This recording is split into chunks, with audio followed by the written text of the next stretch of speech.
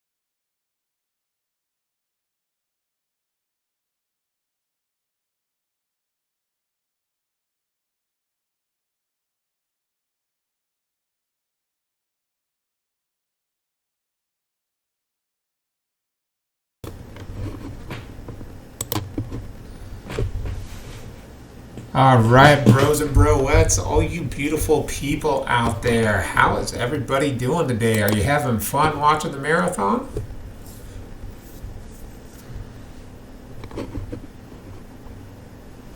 Let me make sure that my co-host is ready here, and then we'll go ahead and get started.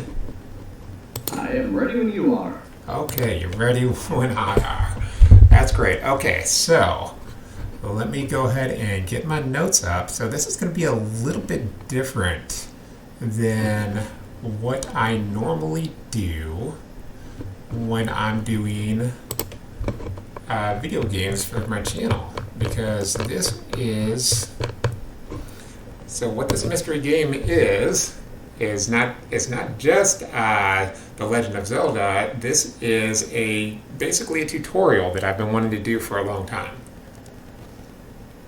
So I've started beating NES Guide, and today we're going to be starting this new series. And for the series, I'd like it to be a guide. Think of it as like your personal tutorial for beating some of the hardest games ever created. I really wanted for people to be able to share the joy of taking on a huge challenge of beating difficult games and to find ways to win. So for each video, we're going to extract and break down strategies, move frequently used tactics, and learning control over your character in the game. Each important strategy will be labeled throughout and thoroughly explained. So unlike what you'll see in maybe a speedrun commentary where they have to keep things going as they explain, so it's going to be unlike that. It's unreasonable for them to be explaining everything. So we're going to be slowing things down a little bit, showing off some sections multiple times. This way you make sure that you really get it. And so yeah, this is my first time actually doing something off of a script while I'm recording. So we're going to be labeling the strategies, which will be up after the video is edited. So after the marathon, give me about a week or two to get everything edited to the YouTube, and then we'll have everything edited out. So it'll be something like a beginner, moderate, expert, and pro when we're labeling the tricks. And this way you'll get a feel of what you should be aiming for in your progression of beating games. You want to be able, the ones that you want to be able to beat. So since the first two videos will be performed at this live event, like I said, those will be up there later. And we'll have the regular, and then give me some time and we'll get it edited down as well.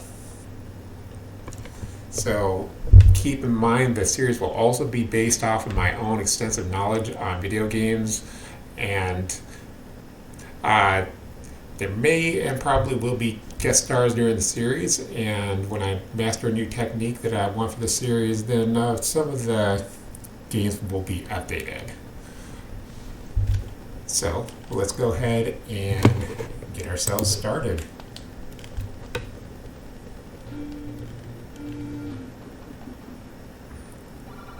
So this is good already. I know where I'm at. I know where the sword is, which isn't really always the case. And so first off, we're going to go ahead and do this screen scroll trick. And so this is why we've got such a large estimate, is because that there is a lot to go over.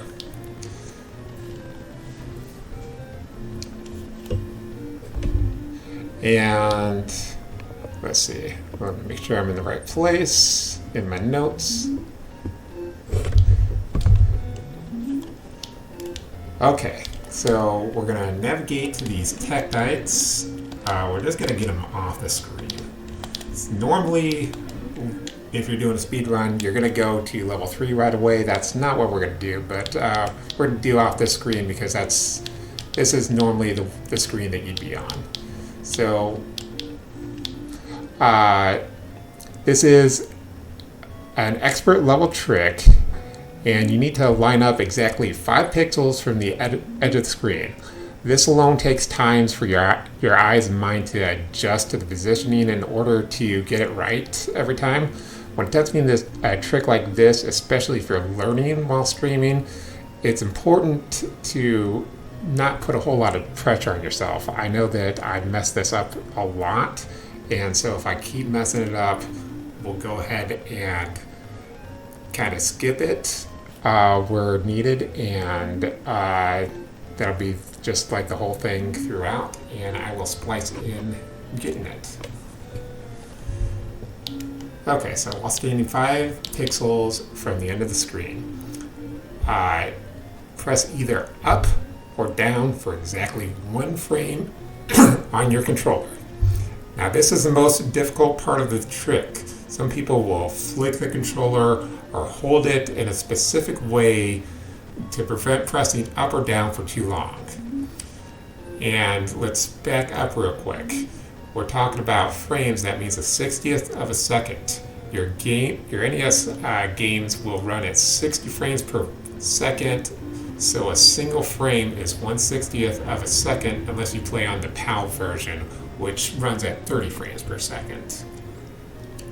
So when I'm performing the trick that I find I'm feeling a lot, it's usually the same issue every time. So I'll tend to press down to get Link to scroll the screen, but sometimes in order to get Link to scroll, I need to press up for a frame instead.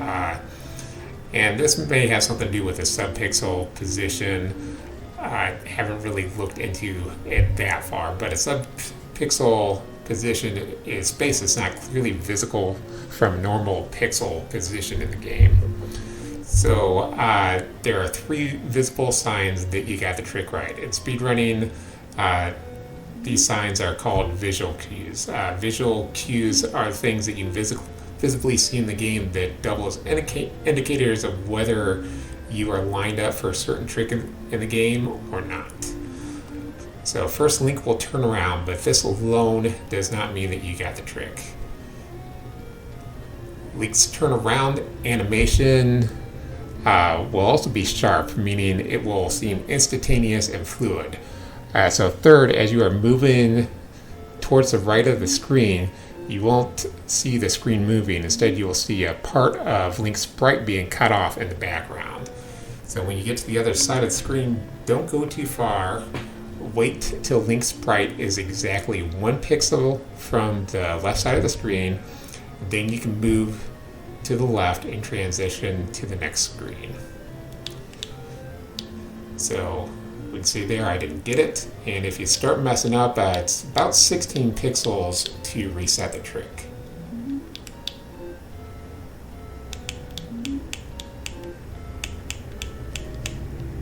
So this is the only part of the trick that is, only part of the game is the various screen scroll attempts are the ones that are the most difficult for me to get. So as you saw, once we got to the other side, we pushed to the right just a little bit to make sure that Link was completely lined up. And now we're going to go and head towards level 1. And we'll pick up a little bit of rupees along the way just to make sure that we get a good count and we're never really struggling.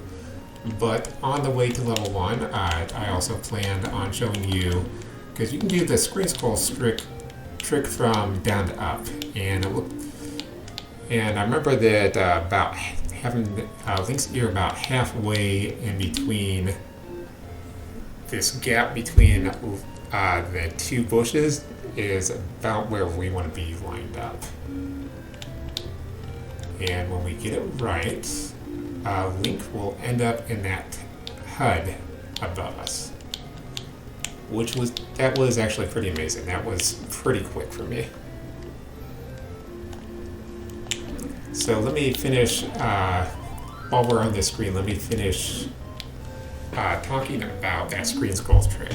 So while performing the trick, try not to ad-lib any movements, because this is going to change Link's state and he'll no longer be able to perform the trick. So we face about 5 pixels from the edge of the screen. We can do it on this one as well. And let me get caught back up in my notes. Tap up or down for exactly 1 frame, then hold right until Link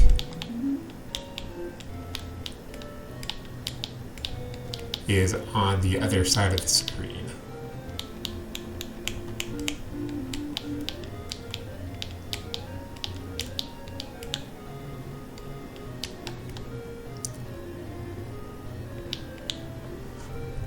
But we already got it earlier, but we'll try this one more time because we don't want to waste a whole lot of time. And I will go ahead and splice in a shot of me getting it right again when we do the edited version. And you can tell just by how you turn around whether you've gotten it or not. Okay.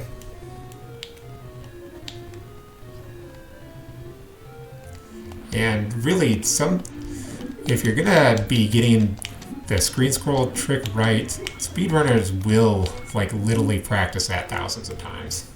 Like, that's not an exaggeration. So we're gonna go on to level 1 here. My hearts are already a little bit low, so we may die. Who knows? So, let me get things caught up. So it's about 3 pixels from the edge of the screen if we wanted to do the down to up movement. And so now we're going into level 1. As you noticed, I exited level 1. A lot of speedrunners know about this, and that's because we're going to actually unlock the door that was above us.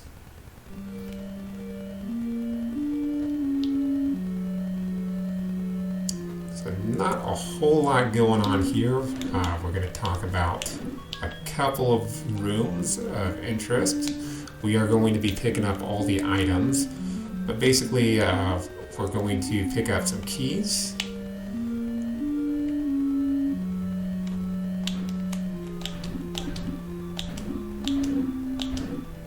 I just wanted to show you guys how to steal the item there.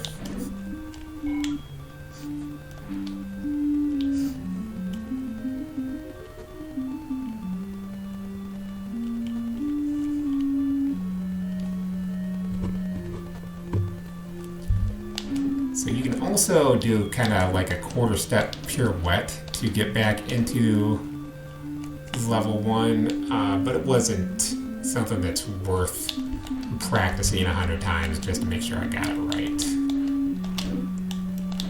We can go ahead and hit that later.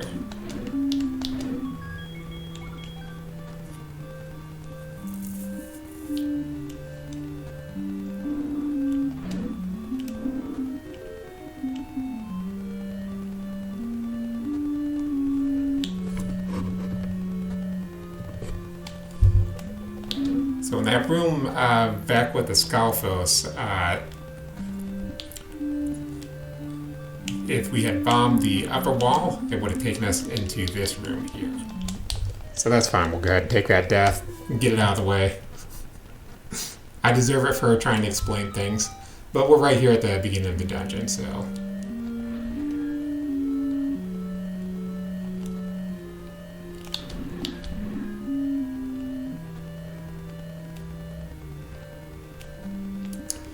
And actually, so let's talk about drops really quick in just a second here. So we talked about we needed a bomb in that Scalfos room below in order to come here. So in a speed running context, you're really only going to care about at least mostly 2 drops that you're going to care about. Those are the bombs and the 5 rupees. And I'm going to go ahead and unhide this screenshot I took from a website to show you exactly what information we're working with. So if I go over here and let me see where it is.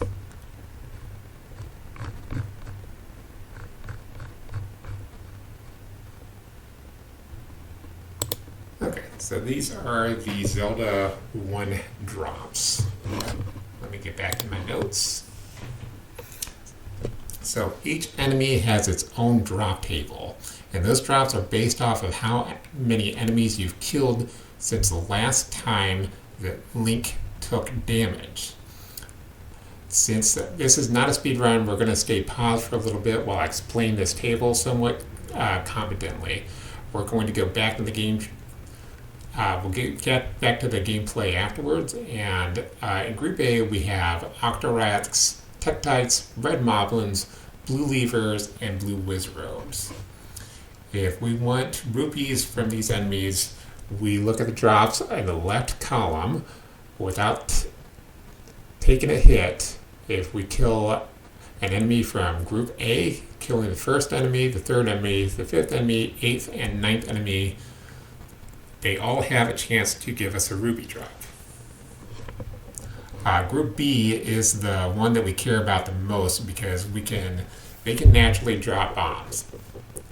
These enemies in Group B include Blue Octoroks, Blue Moblins, Blue Lynels, Red Gurias, Gibdos, Fires, Red Dark Nuts, and Red Wizrobes. Now, this is also important with the Zol.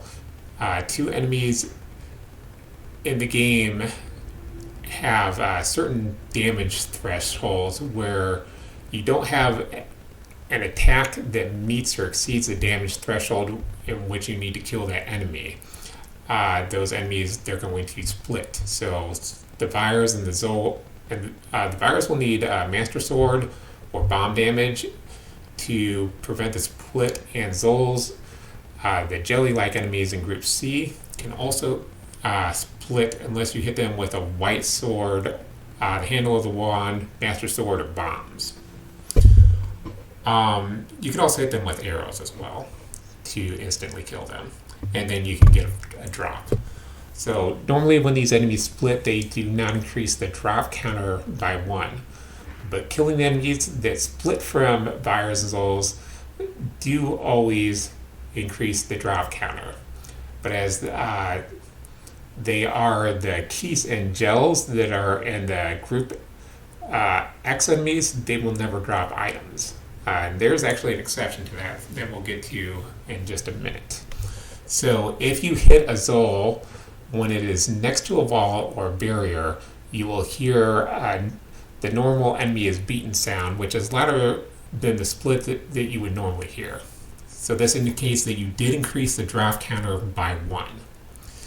If any information is on this video is wrong or incomplete, I'll either splice in the correct information in the YouTube video or link or correct information in the YouTube video and the description. So Group B drops bombs when you've killed the first, 6th, and 8th enemy without taking damage. And these are also based off of frame counters. So enemies sometimes do not drop items. And it goes off a kind of complicated hexadecimal system that you can find better by watching Displaced Gamer's video on Zelda 1. That one's called Legend of Zelda and RNG Behind the Code. So I'll make sure that I link that as well when this goes up on YouTube. So Group C enemies have a chance to drop 5 rupees at 4 and 10 kills without taking damage. Group C enemies consist of Blue Tektites, Red Levers, Stalfos, Zol, Guinea, Red and Blue Ropes, Wallmasters, Pole's Voice, and Blue Landmollas. So just to cut back on time a little bit, we're not going to name all the Group D or X enemies. Just know that kills 2 and 5 from D can drop fairies. So if you've killed 9 enemies without taking damage, and you kill the 10th enemy with a bomb, you will always get a bomb drop that nets you 4 bombs. 3 if you count the one that you just used. So if you go further in the table, I believe the next time that you can do this is on the 20th enemy without taking a hit. All you need to know, though, is bombing an enemy for the 10th kill without taking damage always drops you a bomb and ignores the normal drop that you would normally get on the drop table. And you must kill the enemy with this way from group A, B, C, or group D, as enemies from group X never drop items, regardless of how you manipulate the kills. But if you do not use your bomb on the 10th enemy, it will be a 5 rupee. So if you get confused with where you are on the drop table, look for the 5 rupee drop. So with the information that I got off of the red candle, I found that killing multiple enemies with bombs can't increase your drop table past 10. Additionally, in the behind the code video I watched, I also found out something interesting about group X enemies. If you kill one with a bomb, the next enemy you kill will give you a bomb, regardless of how you kill them. Normally. So if an enemy is classified as a carrier enemy like the Gibdo or the Scalfos that hold bombs and keys, that one will be ignored in the bomb drop cycle completely. And so if you kill basically 2 X enemies in a row, or an X and a carrier enemy, you lose that bomb drop that you would have gotten.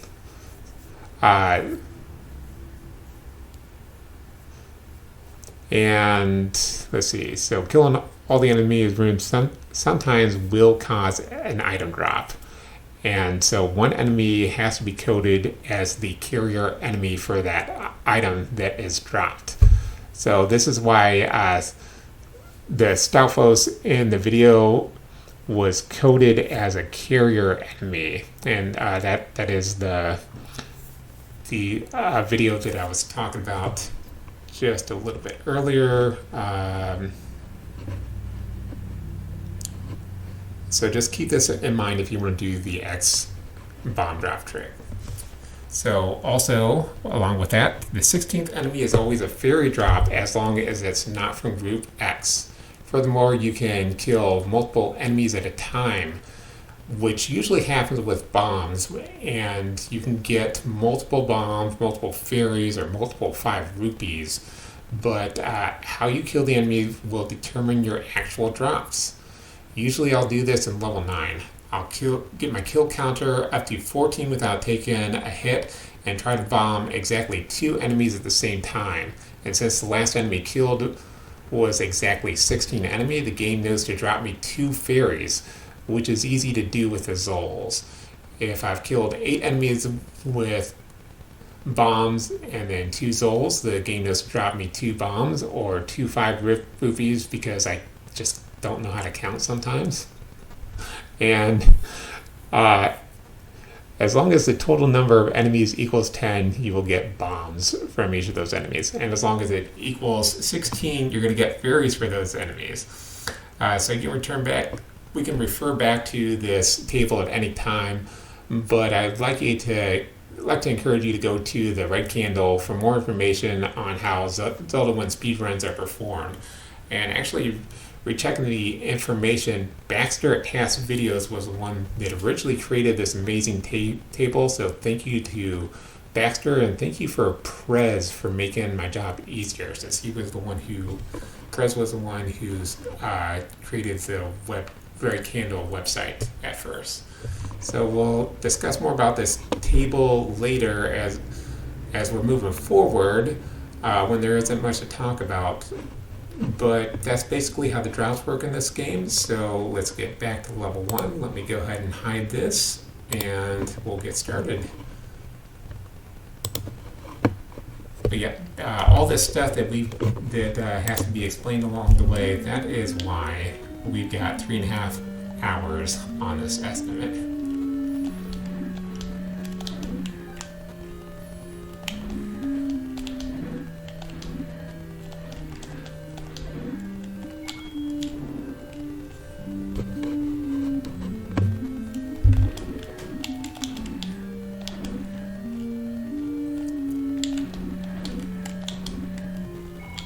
nothing really that important to talk about here. We got the gorillas that can drop bombs, and we've got a block clip trick.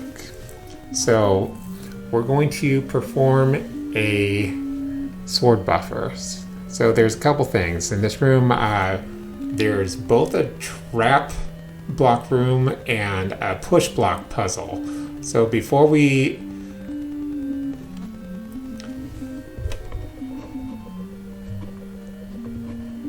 do the block puzzle part, let's do what is known as a block clip. To do this, let's position ourselves where Link's head looks like it's slightly inside the block, so usually like right around here.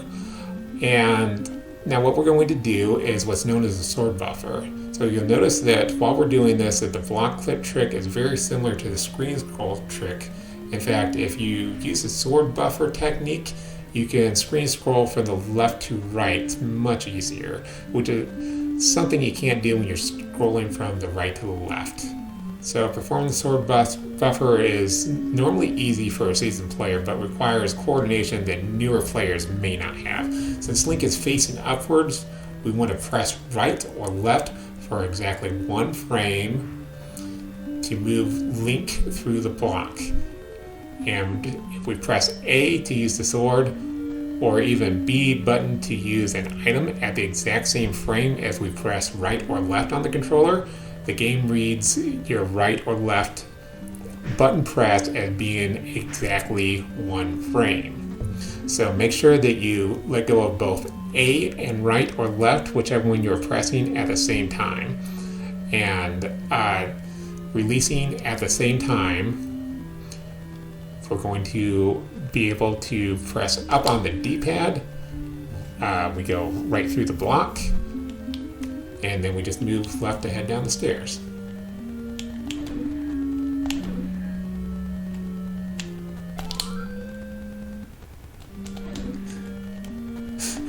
You're going to hear me pressing A extra hard to try and get that crotch sword every time we go through. So now that we have the bow, I'll show you this puzzle. All you really need to do is press this block normally.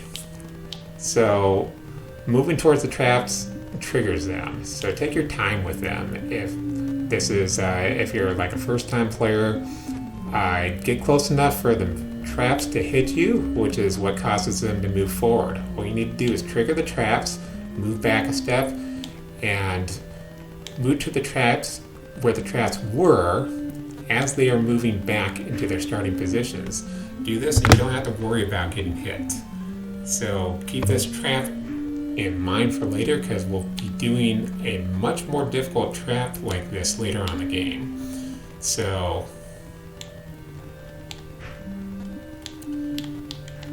there it is. Just to be safe, go ahead and back up. You can go right through these ones right away, but once we get to level 3, there's danger of being hit by those because there's a door that will stop you from moving, so you can have to trigger those traps. So we're not going to go out of our way to grab a compass or map, but this one's right here, so we'll go ahead and pick that up. That just gives you a better idea of the layout of the map. It doesn't necessarily help you play the game any better. There's our bomb, which is great, because we don't want to have to go out of our way to get that. And then we're going to go ahead and kill these Ball Masters. They can, if they grab onto Link, they're going to take us back to the beginning of the level, which is something we don't want to have happen. But they drop a decent amount of rupees, so that's why we're going to go ahead and take them out.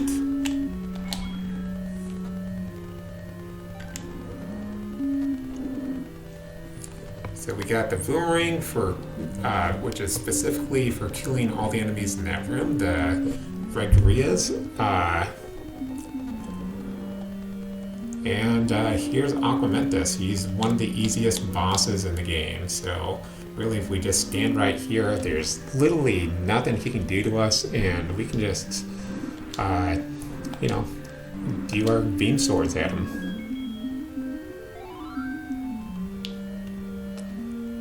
And just so you know, his lower half, it doesn't actually have a hitbox, so you can walk through him without taking a hit if you wanted to kill him without picking up the heart.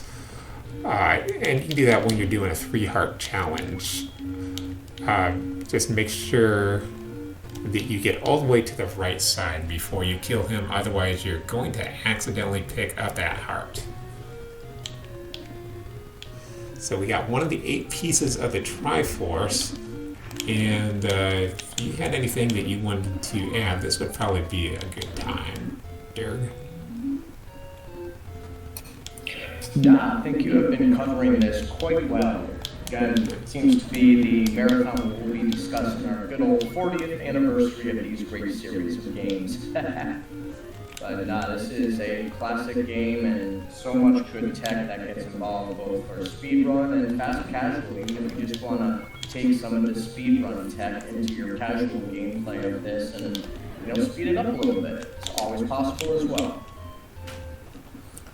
So here's going to be our first heart container, and the heart containers actually have a special specific reason why you want to pick them up in this game, and that's to pick up the various swords.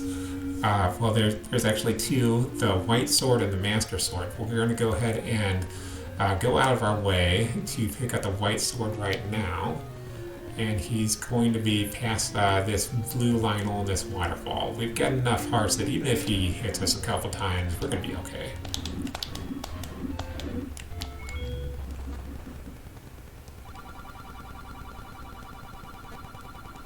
So that's why we picked up that second heart before coming here.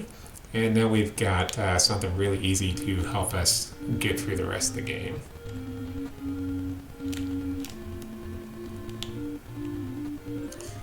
And as you saw, I just got right in his face and just started just unloading into him. He's one of the more difficult enemies if you're timid, but just really get in his face and start jabbing away at him. So, did you have anything else you wanted to add? Dirk. Nothing for me at this time, but thank you. Okay, so we're going to go ahead and go around. We're picking up a few things. I do have some save states set up, especially for like all of the screen scroll tricks that I'm not good at. And those probably, we're going to be reloading at least one of them, so the way I had those set up, I accidentally did them wrong, so if you can remind me, Dirk, when we come back around to it, I'm going to need to pick up that heart again that's right below level 1, so after we do the reload, just to save some time, I'll have to go back to that. Sure, I'll give you that Candle Row reminder. So we got a 30 secret. Those are really, really helpful in this game. We're about to grab 100 secret behind here, and normally if you are doing, we're going to get ourselves killed again. But normally if you are doing a swordless speedrun, or just a swordless trying to do anything, you're going to go ahead and go up to that 100 secret right there because there's no requirements to get in there. And then you'll grab the red candle. All of a sudden you've got something that's going to kill things.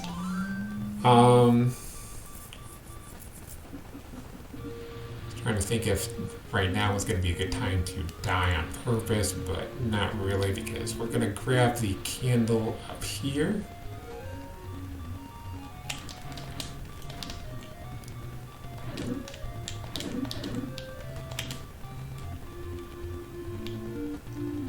So I'll be a little bit more careful than I normally am, and it didn't matter.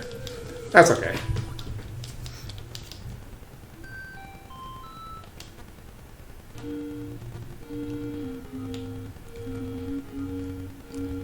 And we could say it's like marathon nerds or anything, but that would be lying to you. I just didn't get a whole lot of sleep the night before. So I expected deaths.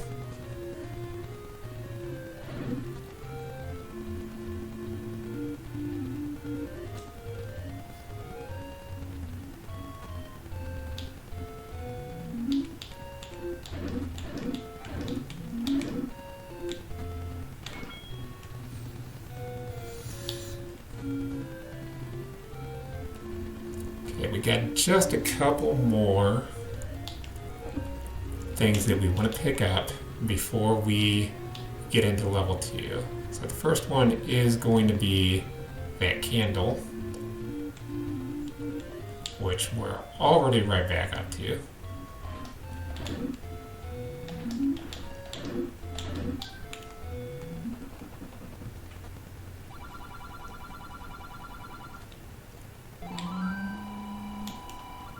Go ahead and switch.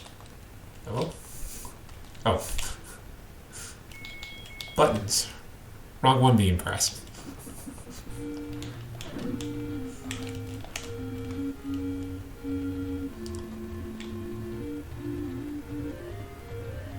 So we're going to grab some more secrets here as well.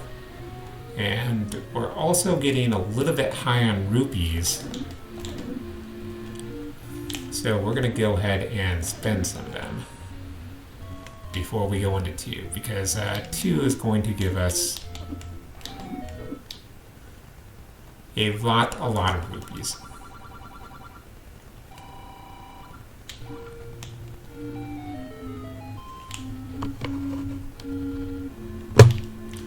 So just another note that I had in there was Zora, that fish head that's shooting at us.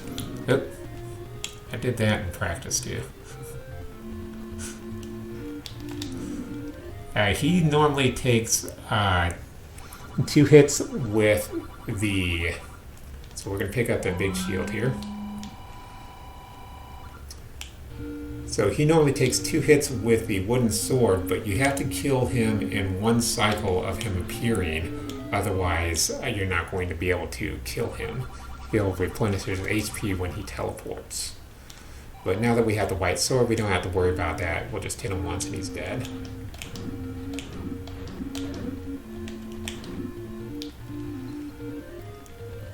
So it may seem like we have a lot of rupees right now, but we're going to spend them just as quickly.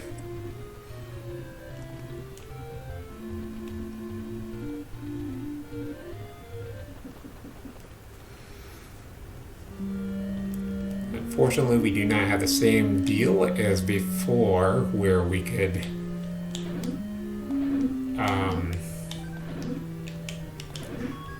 we had a door to unlock like in level 1, but so no key save here, but we still get lots of rupees and everything. And in fact, I'm going to go just kill this one extra room that's a little bit out of the way.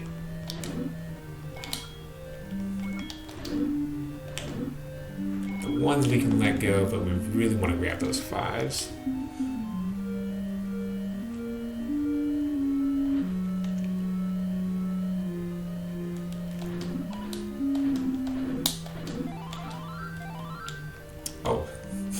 Okay, so yeah, those 4 that we killed, those were the 16th enemy, and that's what happens. So we were sitting at 12 on the counter, and then we killed that red gorilla, and that killed all 4 of them, and we got fairies for them. So we get a key here. This is going to upgrade us. By killing these guys, we're going to upgrade to the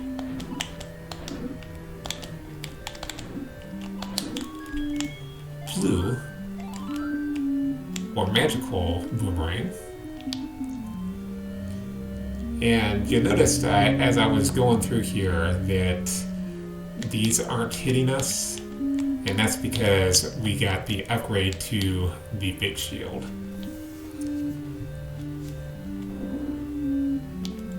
And I meant to show it off, but I wasn't following my notes all that well, but so just gotta make sure that we get everything, but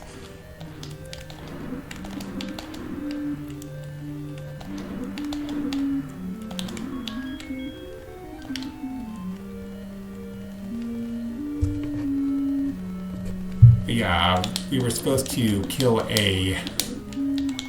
show off the Octoroks at the beginning. They also have projectiles. Those are the only ones that you can block with the small shield. So now that we're in this room has a Master Gorilla, just like the other one. And when you kill a Master of on any floor, that's going to kill all the other enemies on that floor. So you actually need bombs to kill this guy. You can kill him in two different ways. So let's go ahead and make our first save state of this. So we can either feed him bombs, like that, twice, and he'll die. And there's no guarantee for a drop there. But if we reload, and hopefully I can get this right, because yeah, he likes to move in very random directions. So if you kill him, if you bomb next to him, that smoke will stun him, and then hitting him with your sword will kill him, and then you will get a bomb drop pretty much any time you do that.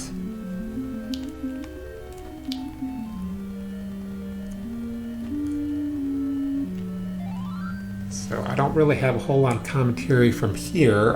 We're just going to go back into the woods and grab a 10 rupee and a 100 rupee. Do you have anything you want to add at this time, Jader?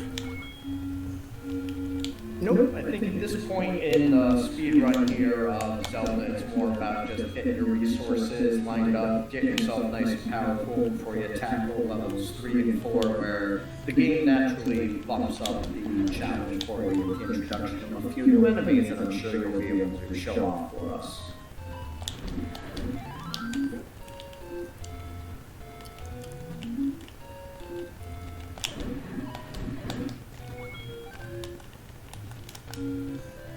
So we're just gonna chill out here, have some fun, play some Zelda, steal some secrets.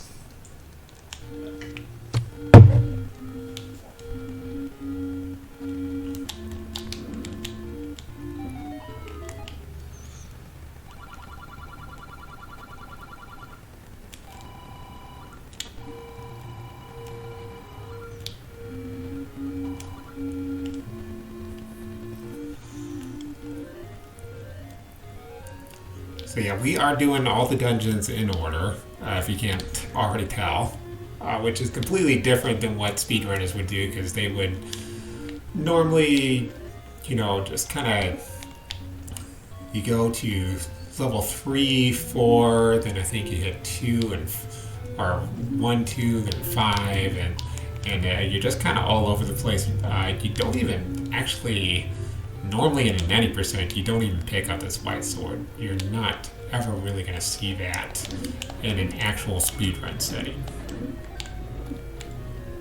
Unless you're doing 5 hearts.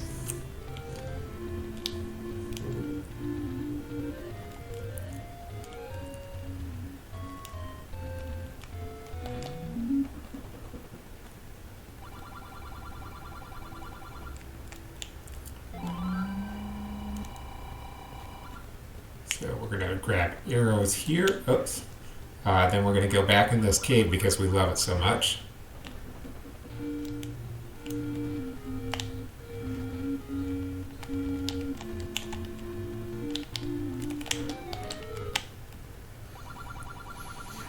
And we're going to grab the meat.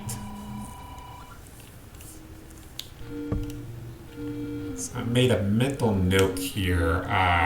Probably be a good idea to grab it right now, but we have towards the beginning of the game just to make sure that we have enough when we come out of level 3 to pick up that blue ring, let's go ahead and head back towards the very start of the game. And let's go ahead and grab some bombs.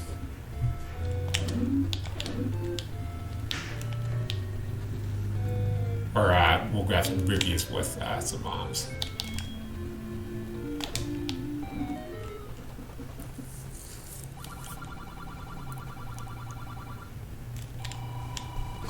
Yeah, let me see what this...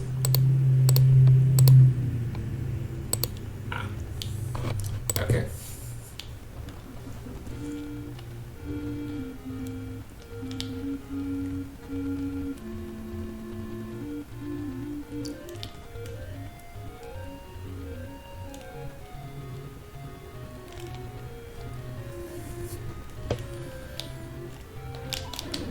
So just a few things to show off here real quick. So I probably should have done this over by level 2 as well, because there's a fairy there as well. But just come up here at any time. This fairy will respawn as many times as you want. It fills your health, which can be very helpful, especially because you get the beam sword. Which as kids, we always called it long shots. I don't know if anyone else did. And we've got a couple of secrets that we want to pick up just so that we can afford that blue ring without having to really grind at all. I realize there's probably way easier ways to set all this up, but this was just the route that I came up with while I was doing it, so it's a little bit wonky here and there.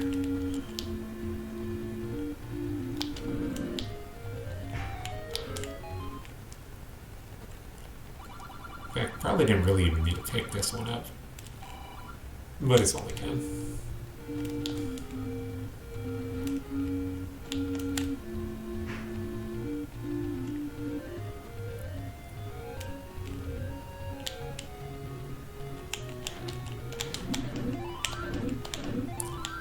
After this run, we are going to have Midium up. He's going to give us a tutorial on FL Studio, which is exciting. I actually haven't seen it yet, and I do want to see it. So I'm looking forward to that one, because I personally would like to know, even if I'm not getting really into it right now, I would like to know how to do that kind of stuff. Because there may come a time really soon where I wanted to learn that.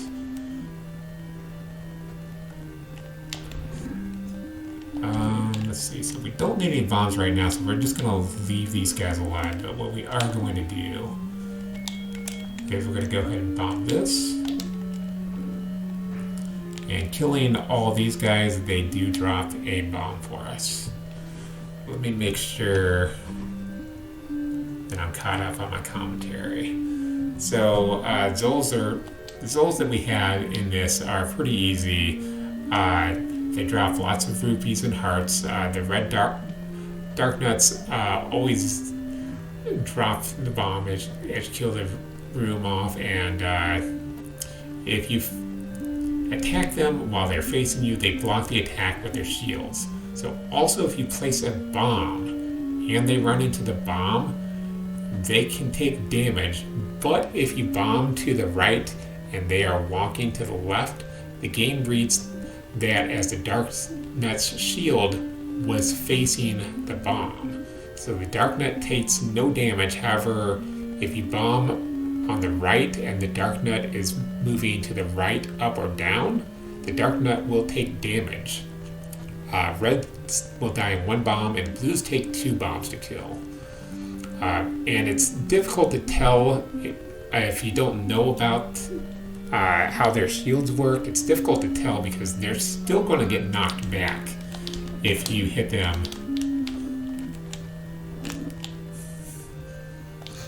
So do that, but do it good. Do it in the way where you don't get hit doing that. I just have to make sure I show you guys how to do that. So we're going to take advantage of some of these excess bombs, especially because we're going to get more. And these guys do not want to behave at all.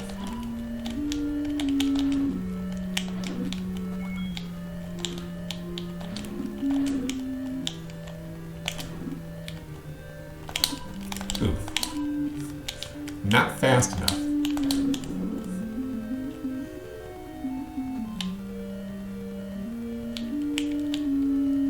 And we're going to wait for them to kind of walk out of our way a little bit. That's good enough. For what they gave us, that was pretty good. I didn't want to use a bomb because we might need to use a bomb, and I want to have as close to 8 as possible when we finish this.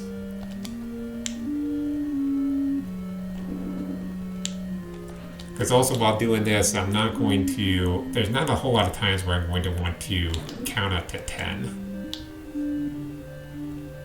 Even when I was trying to speedrun this, it didn't really work out all that well.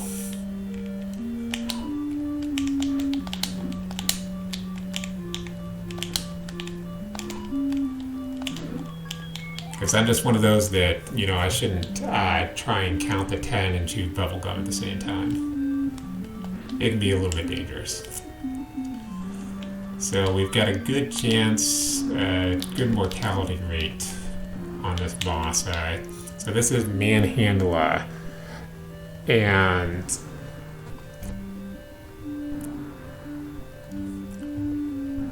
let me get caught up here.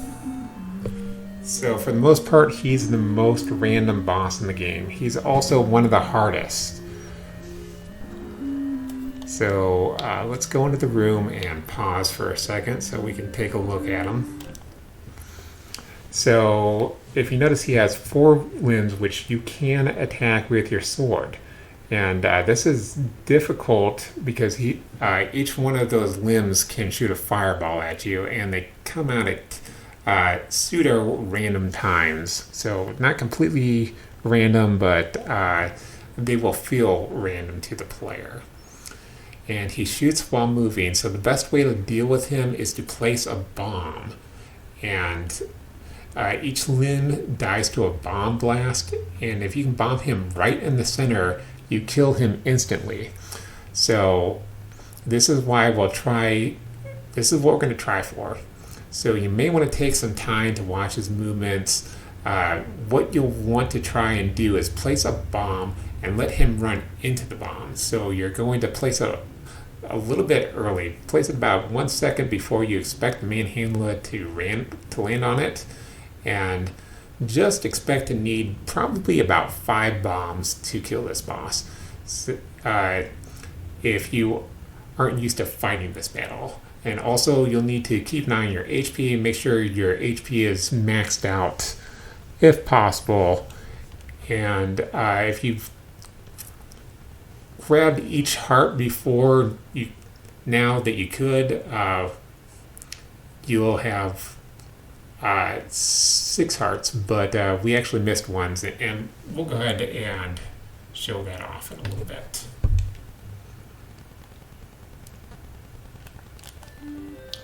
So for right now, let's go ahead and kill Manhandla. Okay, he's coming towards us, which is good. Got most of them with 1, and he got us.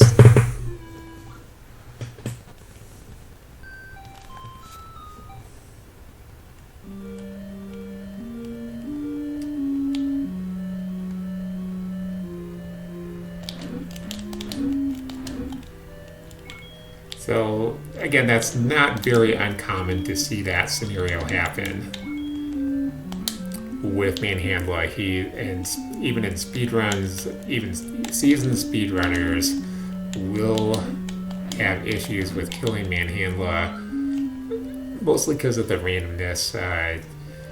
Don't know exactly when he's going to. I'm gonna get myself killed trying to get some hearts. Let's not do that.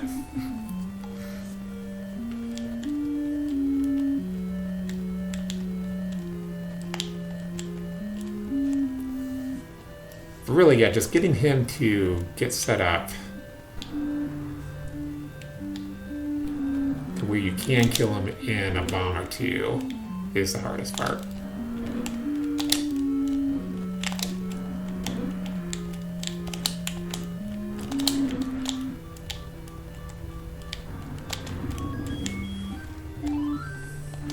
Not today. Not today.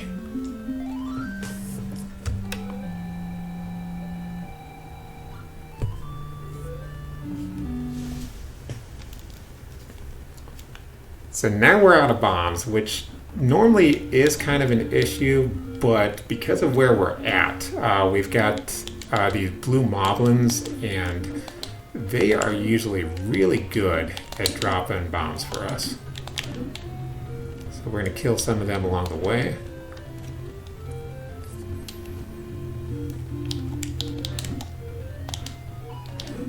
And if you were thinking I was going to die on that last boss, well, sucks to be you.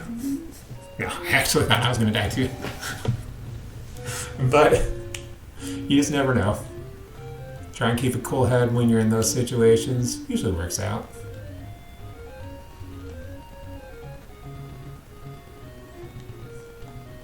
So we'll come up here and grab the blue ring. That's going to further help us reduce any deaths in this run.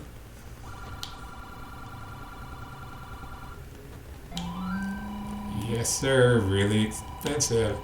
So when we come out here, you see that Link has changed his tunic to blue tunic, and that halves all the damage that we receive from enemies in this game. And actually, damage on the next boss is really kind of interesting. I'm actually purposefully skipping that part above.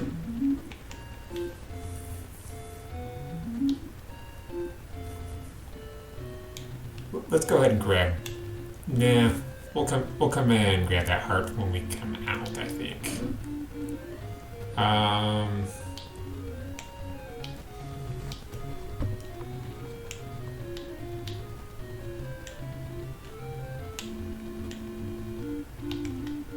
It does look like we are going to 4 next.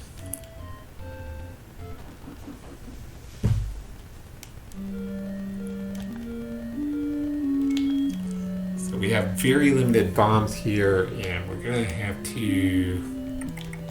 Well, we don't have to do anything, but... We're going to take a hit here, and hopefully I can get my 10 count right. So 3...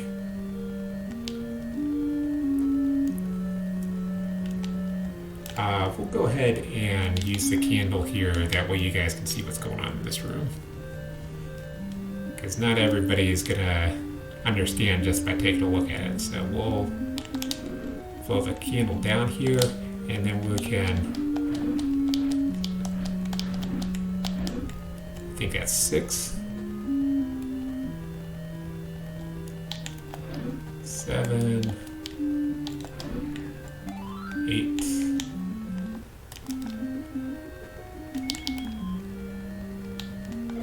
If not, I'm only off by 1.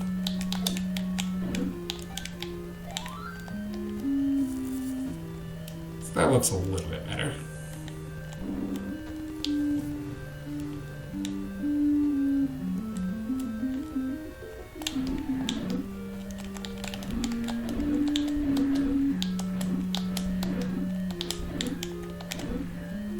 And we come to... Oh, that's right, you gotta kill all of them. I was just killing them just because they were in my way. I was like, oh wait, nope, we actually need that. This is the room that speedrunners affectionately call the breakfast room, because it's got pancakes and the jellies, and kind of a neat thing that I'll show off here is if you kill 2 of those guys, and this actually probably wasn't the best one to do because now we gotta kill all these guys, but if you kill those gels, you go out and you go back through.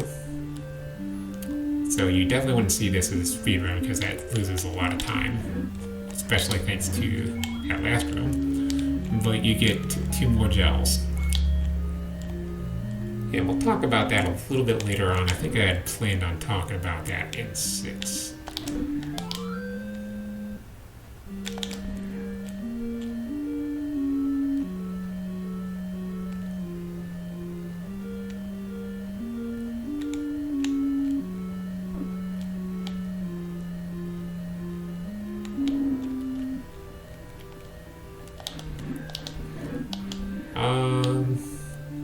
I think we do have enough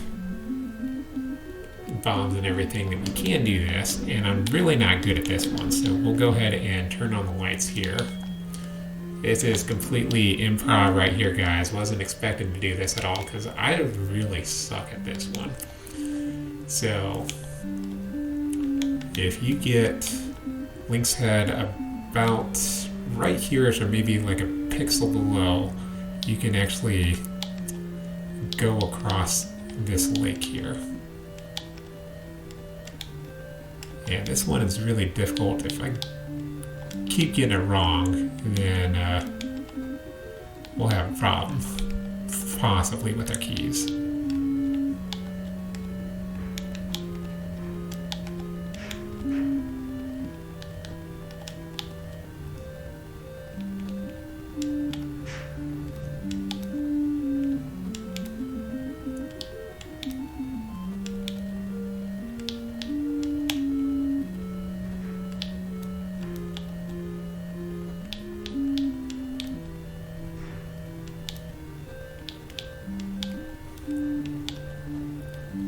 Really, the trick is just to kind of alternate between going left or right when you're trying to turn around, and then making sure that you reset every time.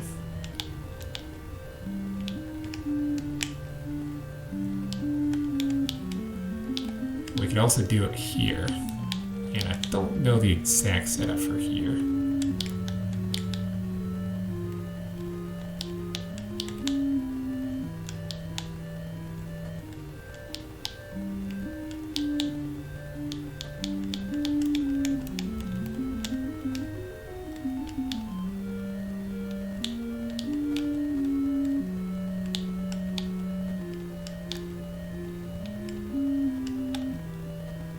If I fail this just a few more times, we will go ahead and just move on, and I'll have to figure out what to do about keys a little bit later. If we actually need to get keys. And that might be a good time if we need to do that, if Jader can chime in if he remembers where some are.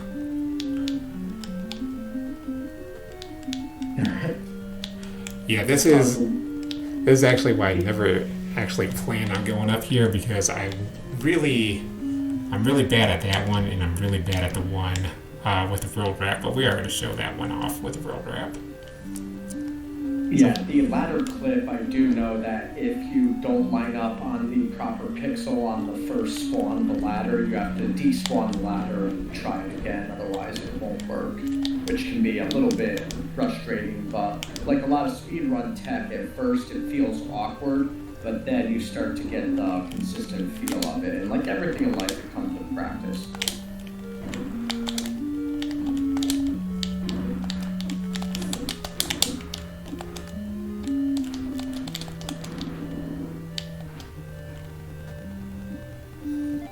So that manhandle is not as bad because, you know, we've got the blue ring, we've got the white sword, we've got a couple more hearts than the last time we fought one, so we're better off.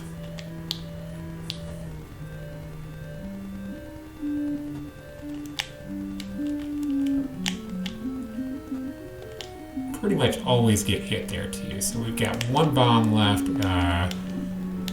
We're not really in a position where we can get bombs. And we kind of want to save the bomb that we do have.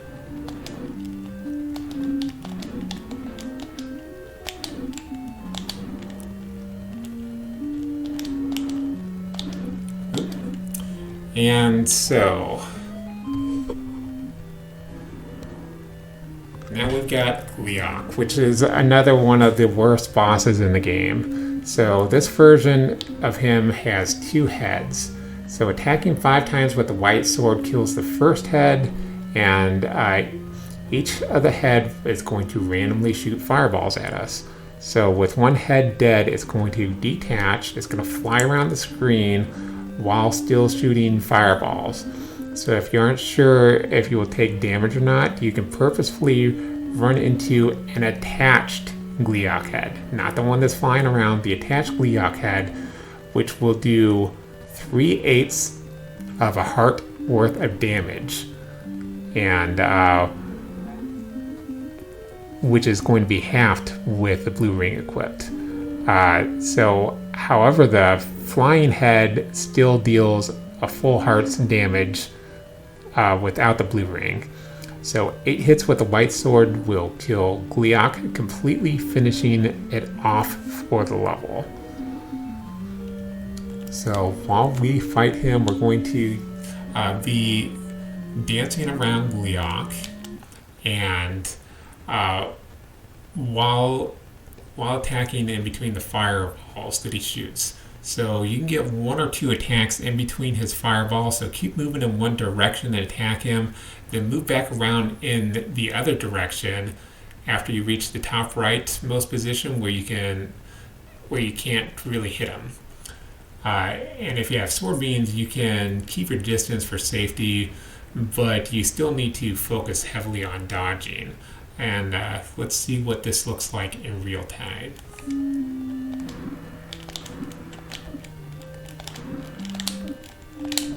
Oh, looks pretty bad so far. But luckily we did have the blue ring, we had the white sword. More than what you're going to have in a normal speedrun, and we also have a lot more hearts than we normally would in a speedrun.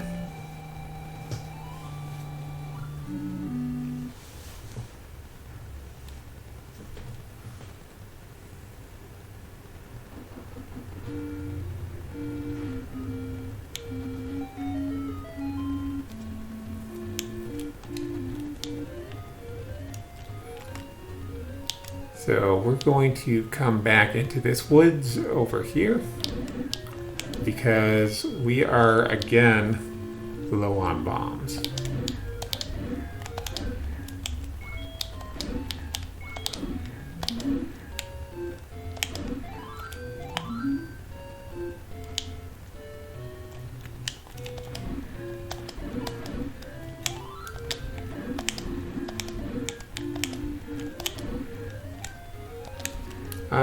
This is probably going to be enough.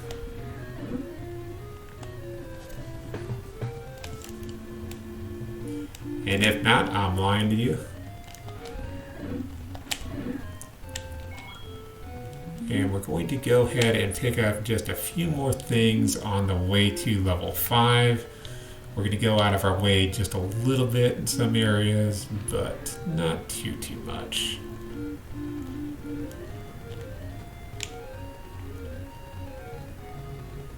Once we come back to 7, I'm going to show you guys the screen, basically the road wrap, but then that's when we're going to reload, and from there we can go ahead and pick up our last heart.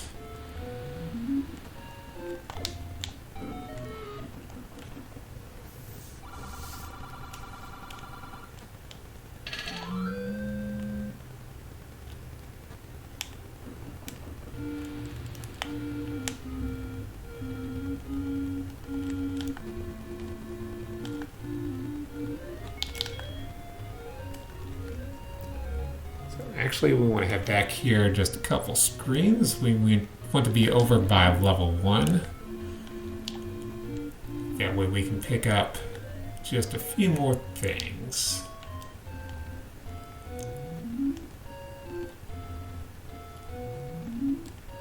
So if we come over here,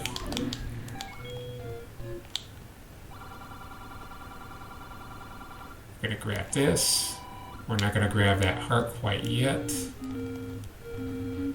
I think we're going to plan on picking that up on the way to level 8. And I think it's this one.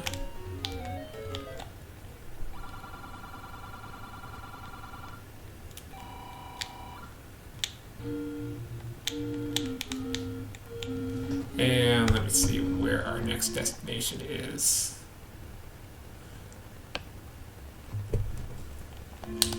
So our next destination is 5, but first we're going to go ahead and grab the hearts along the shoreline right now.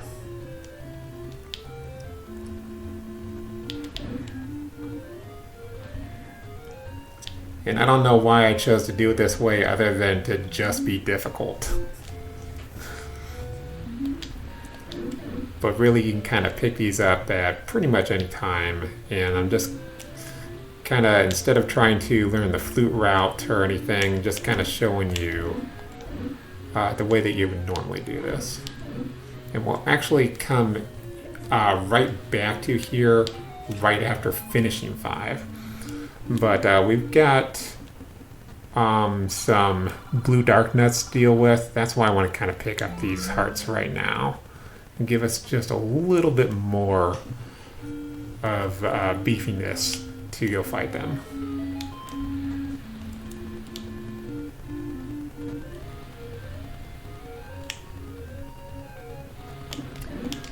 So when we go ahead and do the road wrap, we're going to be right back on this screen.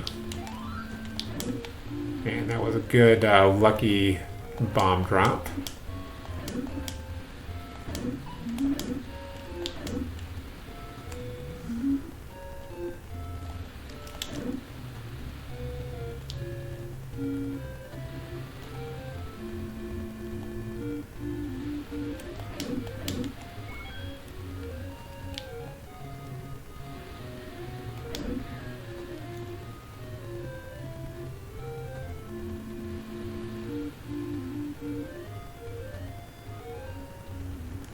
So we're going to take the guaranteed, instead of me trying to fail the trick to screen scroll 100 times, we'll go up, up, up the mountain.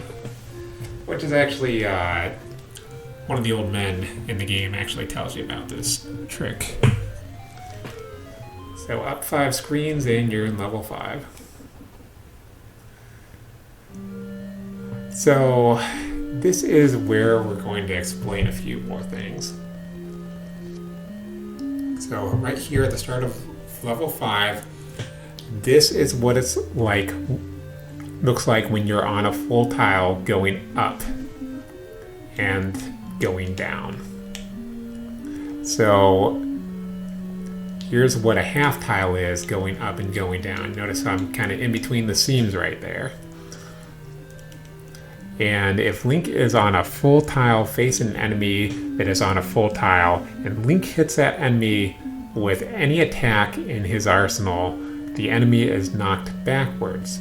If Link is on a full tile and the enemy is on a half tile, and Link is attacking from a perpendicular angle, that won't cause knockback and creates invincibility of frames to steal items. There's invincibility frames and no knockback. Also, if you do knock a Gibdo back into a wall or barrier, and Link is no more than about 3 tiles, so about this far from this wall, you should have enough invincibility frames on the enemy to walk right through them and grab the item, so as long as you don't hesitate at all after attacking. So again, this is like 1, 2, 3 tiles away from the wall. If you're about that far away from like a wall or barrier, hit the Gibdo, then you'll be fine to go ahead and grab the item. And so let's go ahead and catch up with what our commentary is. So go ahead and grab this guy right here. We don't need to kill the other guys right now. We're going to do that along the way. And actually, if we killed them all, then we'd have a chance of things respawning.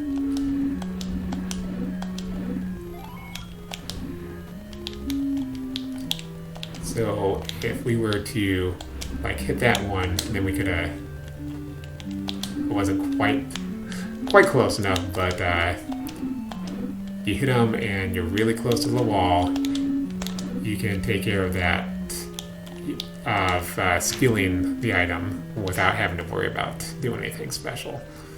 So this is a Dark Nut room, and you have to, normally you're intended to kill all these guys in order to get through, but we know how to block cliff, so we're just going to go ahead and block cliff. Actually, it spawned really well for us to do that.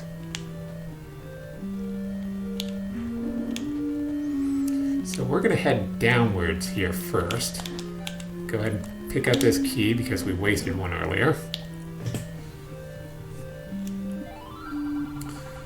And he bets that we would like to have more bombs, and we would also like to have more rupees so that we can buy that.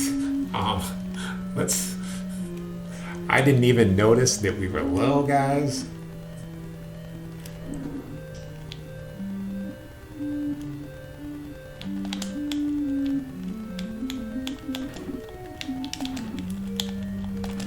And that's alright, because these guys will stay dead. I think they should drop us rupees, maybe.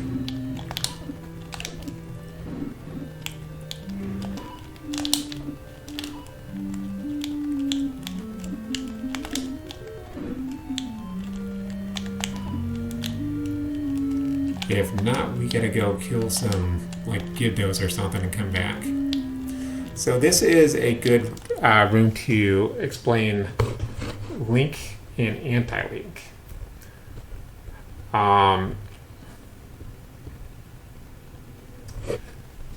So in each room of each dungeon and each room in the overworld, there exists the presence of Link and Anti-Link in the game's coding.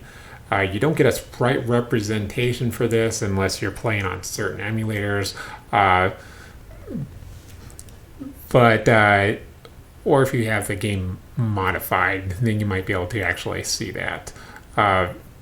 And that would help you understand the concept a little bit better. So if Link was in the upper part of this, upper left part of the screen, Anti-Link would be in the lower right part of the screen. And so Anti-Link acts as a mirror to Link. So why this is important to know, and more importantly why it's important to know right now, is the Dark Nuts are programmed to be jerks.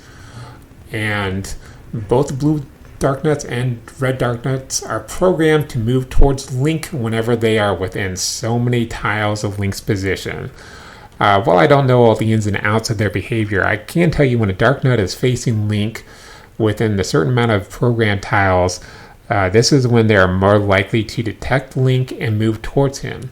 The Dark Nut will continue to pursue Link until you move out of the range of the Dark Nut's detection, which is usually just going in a perpendicular angle. So keep in mind, on the opposite side of the screen, you have Anti-Link that exists without a physical presence. But the enemies, they still pick them up. As you get closer to the center of the screen, Link and Anti-Link will come closer and closer to intersecting with each other. And the point is, Dark Nuts will chase after Anti-Link rather than Link if Anti-Link happens to be closer to that Dark Nut. So you can use this information to stay towards the center of the screen and attempt to corral all the blue Dark Nuts together in groups in order to make the most use out of your bombs. One note about the red Dark Nuts versus blue Dark Nuts is blue Dark Nuts are more likely to follow their movement strips, and the red Dark Nuts are more likely to just randomly be moving at any given time. So many people prefer the blue Dark Nut rooms for this reason, but because of the increased damage that they do and the increased lives that they have and the layout of the blue Dark Nut rooms, I actually much prefer the red Dark Nuts. If you ask a speedrunner, they're going to tell you the exact opposite. So this is one of those rooms where it's, there's a lot of pressure for Link to stick and move and beat his enemies. So this is oftentimes where I run into what I believe is a glitch. In other words, I don't think this was intended by the game developer. As far as I can tell, this relates to the screen scroll glitch and the block clip. And remember how moving in a sideways direction and attacking with a sword on the same frame causes Link to continue to face in the same direction he was facing on his attack, or his attack in the opposite direction. It will attack in the opposite direction of the direction the Link was facing, which means if you wanted to swiftly move to a perpendicular direction and attack the enemy, you wouldn't be able to do that. Not if you did both movements on the same frame because of the glitch. So you need to be pressing the perpendicular direction on the D-pad for at least 2/60ths of a second and then attack to guarantee the hit. Just in case you don't understand the perpendicular angle of it, when you're facing up or down, the perpendicular angle is going to be to the left or right. And if you're facing to the right or left, the perpendicular angle is going to be up or down. So, back over to the game. So if you are wondering why sometimes I will be attacking and Link just seems to be going in a completely random direction, seemingly, it's because I tried to do that. I tried to attack and move on the same frame, and instead of Link turning around, turning towards that perpendicular angle, I ended up just attacking and moving at the same time, and all kinds of things would have gotten messed up. So there are no opportunities to grab any rupees, so we are going to have to come back through here. In fact, we might just end up beating the dungeon and then coming back, depending on how quickly we do or do not get our 1 rupee that we need.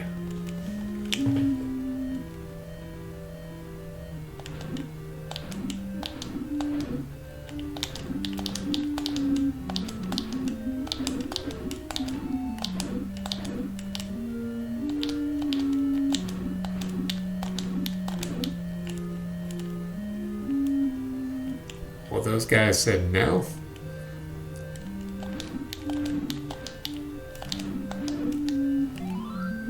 He said bomb,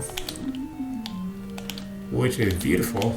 I love you for that bomb, but we didn't actually need it. So we got 3 Dodongos here, and if I don't have max bombs in this room, I usually try and kill 1 or more of them to try and get bombs. And oh, looks like we do get rupees for killing these guys, so let's go ahead and do that. It's a good thing I left that in my notes.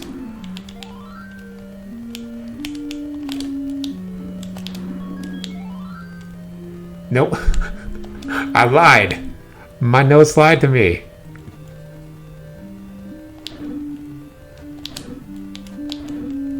Alright, there's our rupee. Let's go ahead and get our bombs.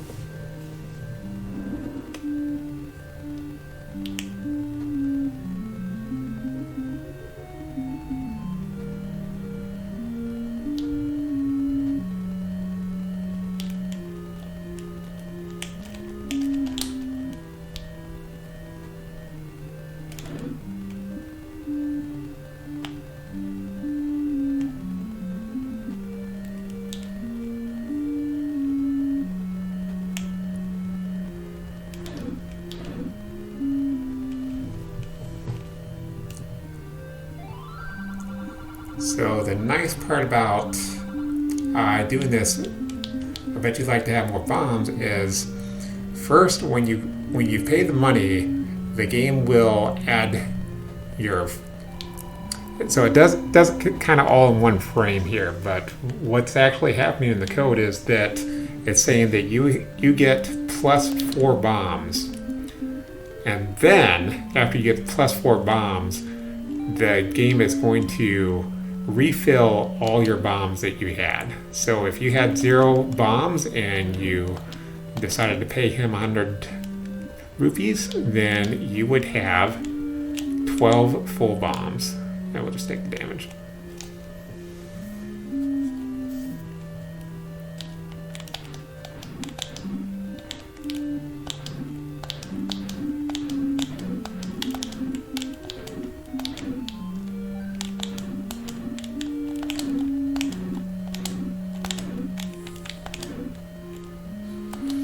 And I've seen a danger of taking another death here. That's why we decided we were going to take care of those guys like that.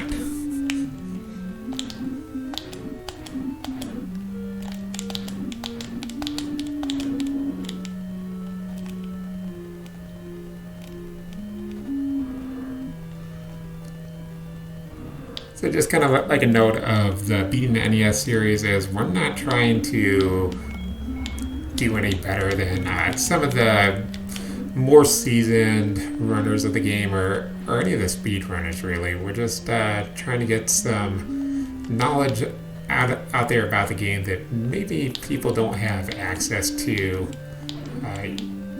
Even some of these tricks, I'm sure some speed runners don't know them. And here's a kind of interesting room here, so we'll go ahead and light this one up.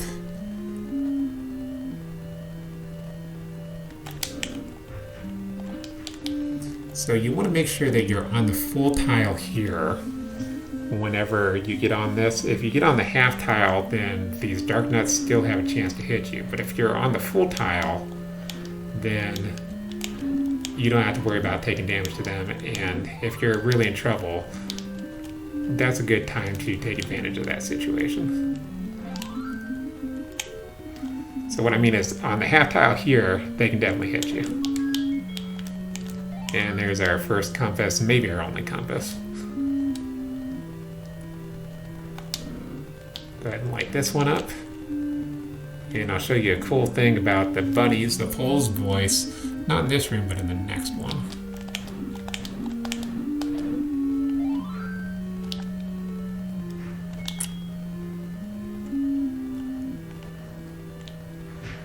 So if we equip our arrows right here,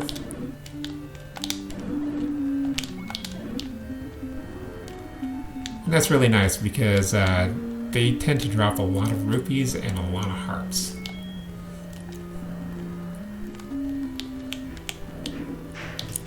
And let's go ahead and get caught up on our notes. So Dig Dogger hates certain kinds of sounds. So in order for Dig Dogger to become vulnerable, we must first blow the whistle that we just obtained in this dungeon. The most effective way to kill Dig Doggers is to do what speedrunners do. This involves having at least 2 bombs in your inventory, and I'm not really that good at getting the kill, but first we'll move towards Dig Dogger, and ultimately we'll have Dig Dogger being moved towards Link. We'll place a bomb, immediately go back into the menu, so we don't want to lose any frames while we're doing this. And then we're going to blow the whistle, go back into our menu, select bombs, and place a bomb. As long as you didn't lose any frames and your bomb positioning was good, the first bomb will explode right after you play the whistle, and the second bomb will explode, killing Dig Dogger.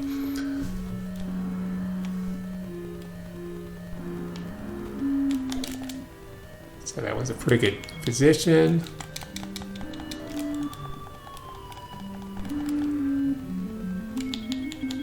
Everything looked really good.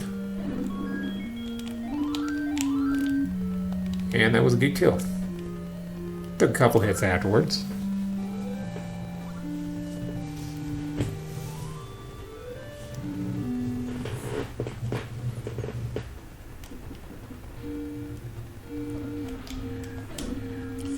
Okay, so now we're going to head back to the shoreline, which we actually had to kind of go around here.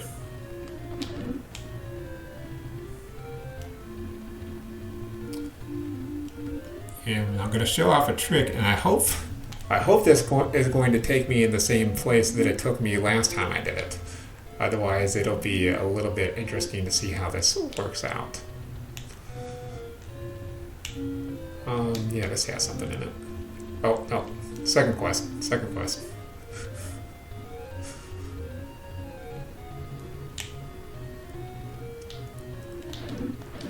So yeah, actually, if you beat the game, dungeon layouts are going to be different. The dungeons are going to be in different places on the overworld. The overworld still looks the same, but there's lots of key minor differences. And really the dungeons are like majorly different, with some enemies that can take your sword away permanently until you either heal up with a potion or touch a blue bubble or grab a fairy. And I think that has to be I can't remember if that's an overworld fairy or if it's just grabbing a fairy.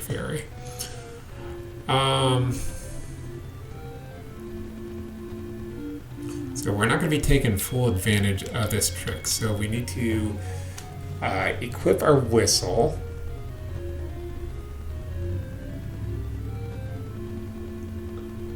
And we're going to blow this whistle while we're on the raft. And if we do this correctly, it's going to change where the tornado is going to take us to. So let's go ahead and make a save state right here, just to make sure that we do this right, because this might take a couple times. And we're going to want to get over here, and we're going to kind of kill this guy. We're going to clip ourselves into this block here.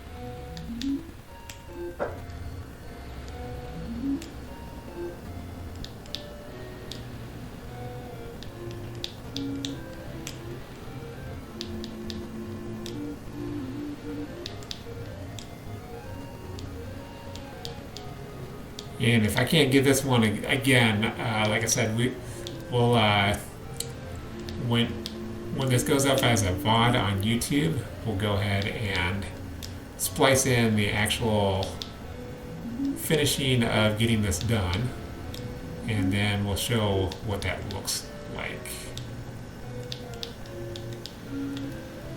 But basically, you'll be blowing your whistle and getting on the raft at the same time, and it's going to change where Link would go to when you blow the whistle.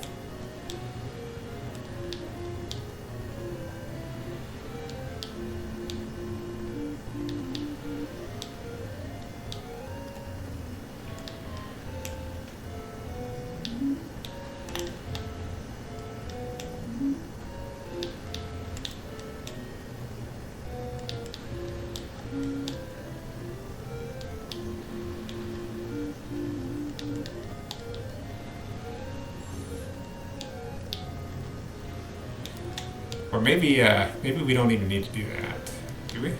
Yeah, we do need to. We do need to clip in.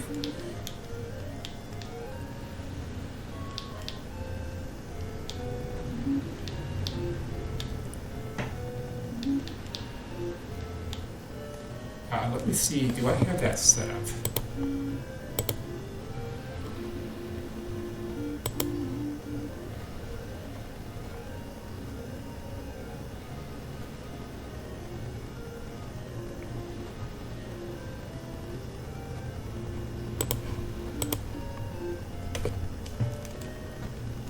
Do have that set up, so we get ourselves right here, and all we got to do is blow our whistle,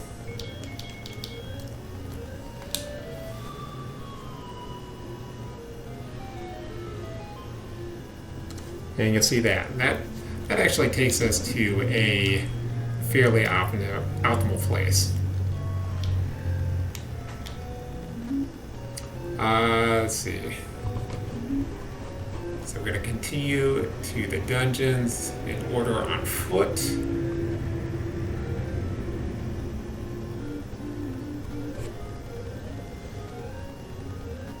So we're going to purposefully skip 7 and go to 6 this way.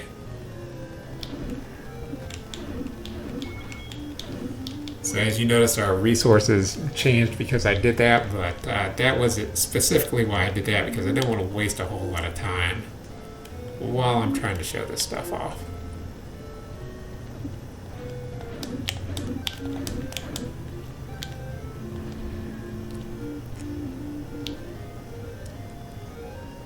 So we actually already, in this one we already grabbed the heart, which would be in this,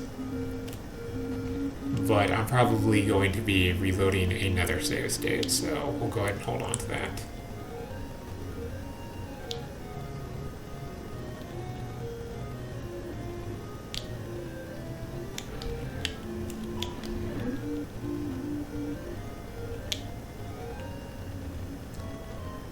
And I'll make a mental note of that, actually showing me getting actually onto the ladder,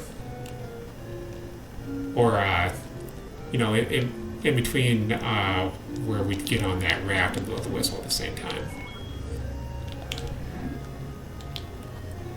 For the VOD.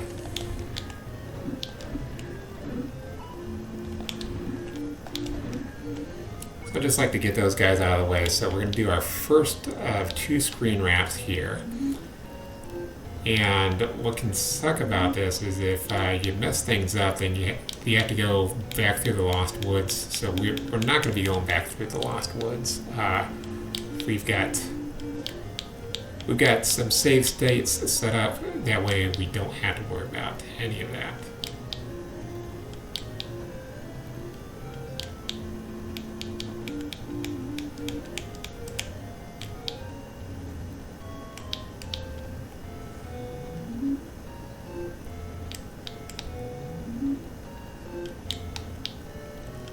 And I know that I did make some save states directly for this as well. That way we don't have to worry about if I'm messing up getting the screen scroll or not.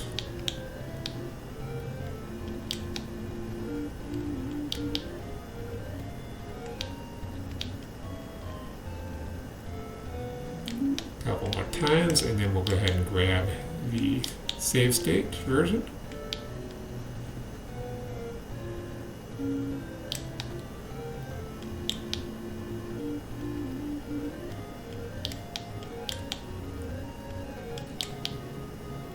See, I've failed these for like 5-10 minutes in a row, and that's why I just don't think even in a tutorial or marathon setting, I don't think that's really a good thing to keep doing, which is why I made all those save states. Okay, one more attempt here, and then we'll just go ahead and grab that gimme. Ultimately, we get it like first time, like what I did with that up and down screen scroll, but no biggie if we don't. Alright. Load the state, find the file. Let's see. Should be this one. Oh, no. That's alright.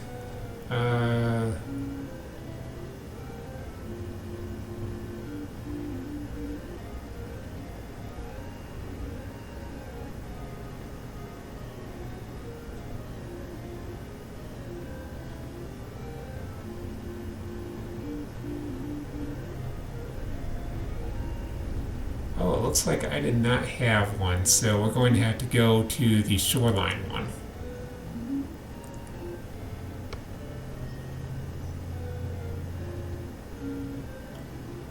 Or maybe this is it. Yeah, this is it. gonna say, I know I did that specifically for that reason. Okay, so then we're going to do another screen wrap here. And this one, you actually have to have your horizontal where you are, you need that lined up as well. Which I think is right around here.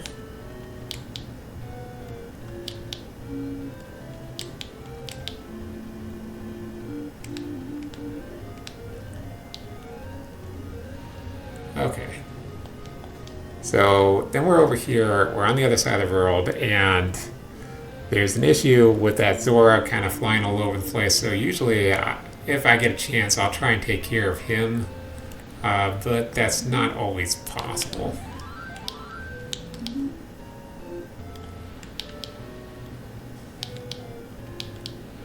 So we can do just what we were trying to do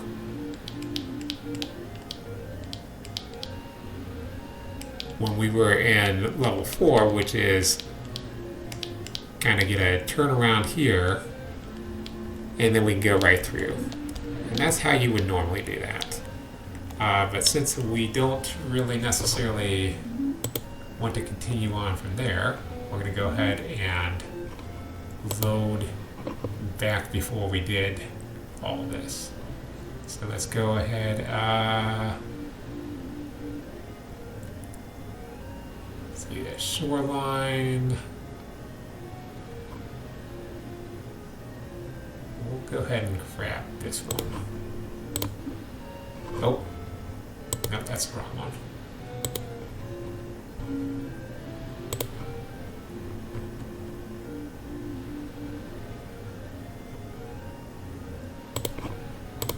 Alright. So we are actually going to, and again, you can see that this is another reason why I didn't necessarily want to do it that way, because the rupee count is definitely way up from the practice than what we would normally do. So if you're really cool at that, you can blow the whistle and you can kind of clip through there. I'm not really good at that.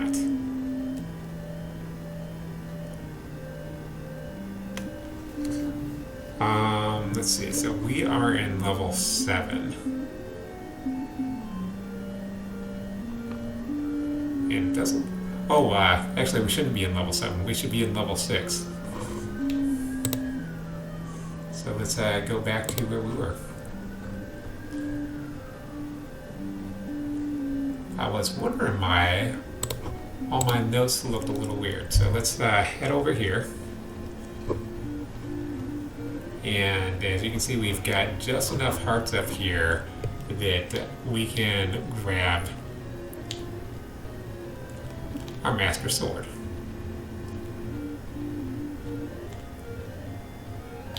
So, something interesting about the graveyard here is if you spawn extra enemies, you have a Master Guinea here. You kill him and he will kill all the enemies on the screen.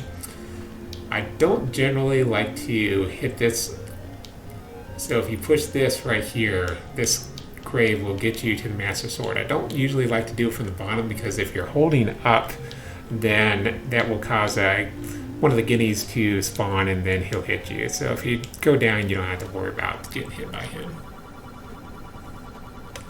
Obviously, you're doing it in a speed run. You want to do it faster and you want to grab it from the bottom. So now level 6. Right after we get by some kind of difficult enemies.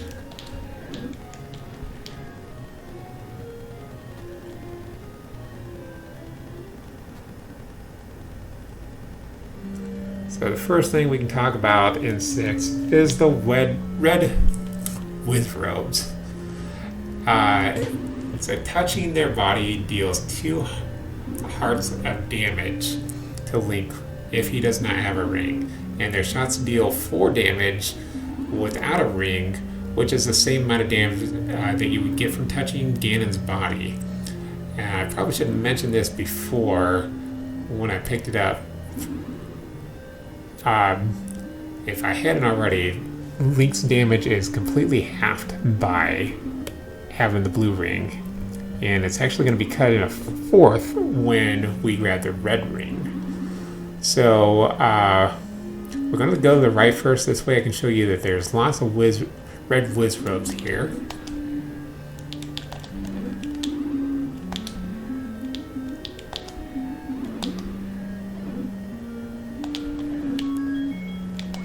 We get to grab an extra key.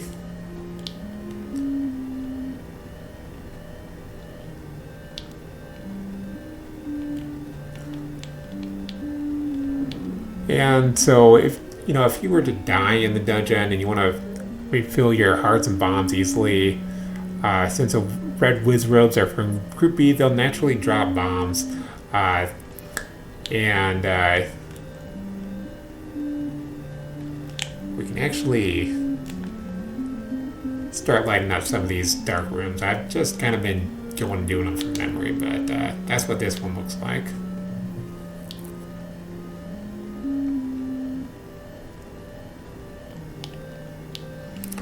And when you have a room that spawns specifically these red whiz robes, there's always going to be a master whiz robe. And the last room before Dodongo, it had the red gorillas. There was also a master. And this is something that's always bugged me. The gorillas and whiz robes, they are obviously orange. And you can't convince me of anything otherwise.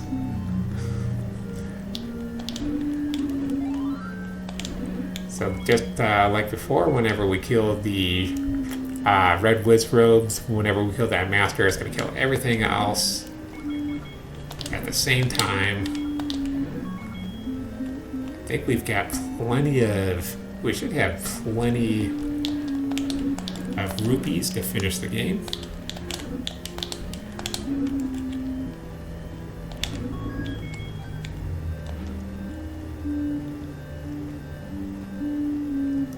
Some traps to go by.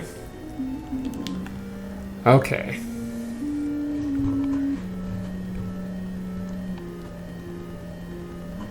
So this is something that's kind of important to note here.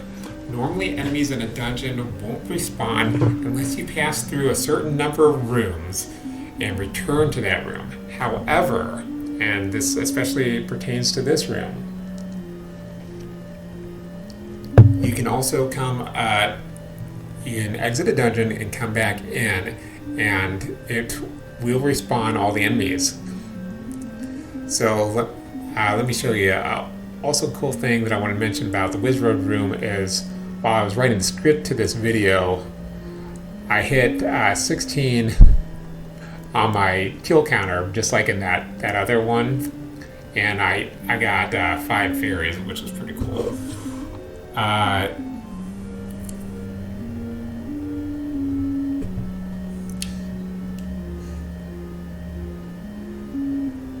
So the traps, they count as enemies. So when you enter a room in Zelda 1, enemies have spawn priority.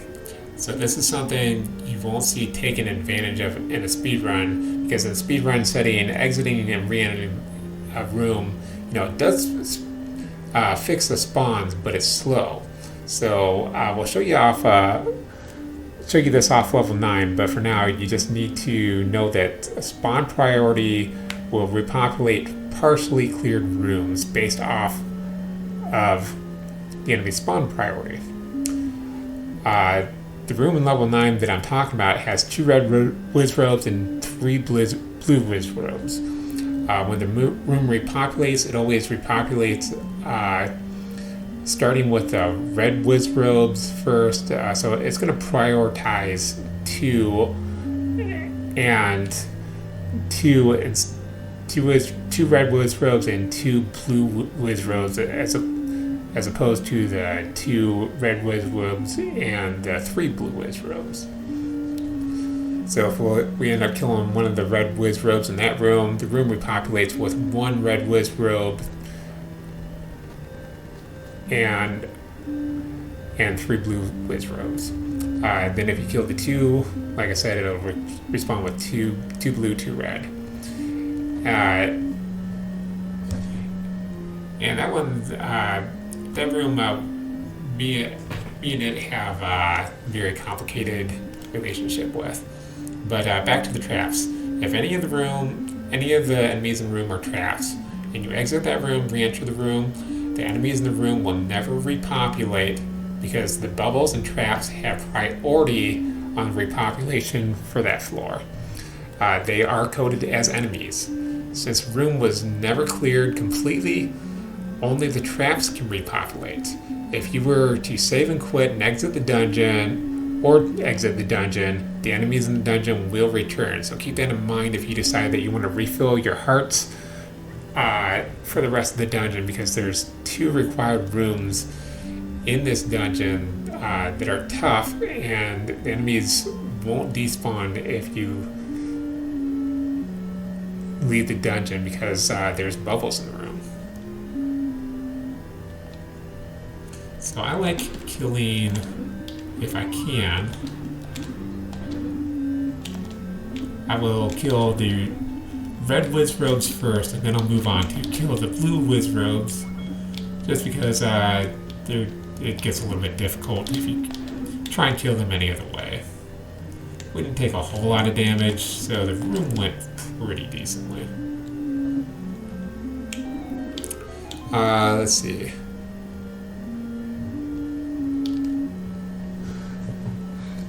So I stumbled across this little gem while watching Jay Coper's Swordless run at a GDQ marathon. That run,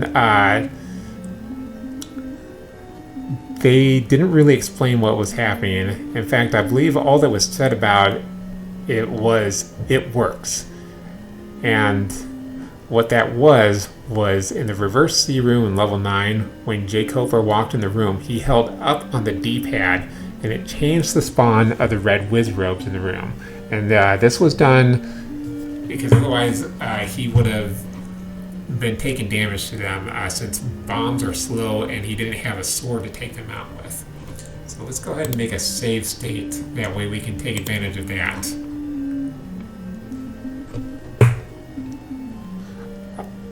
Okay, so there are 2 ways that I know of the effect spawns in Zelda. First, we just mentioned based off of if you're pressing buttons while transitioning through the doorways. The second is based off of your frame counter, which again is something that, you know, Zelda 1 speedrunners are going to know exactly where the enemies should be based off of the time they power on and reset to get the popular RNG seed in order to play the game and know exactly what's going on the entire run.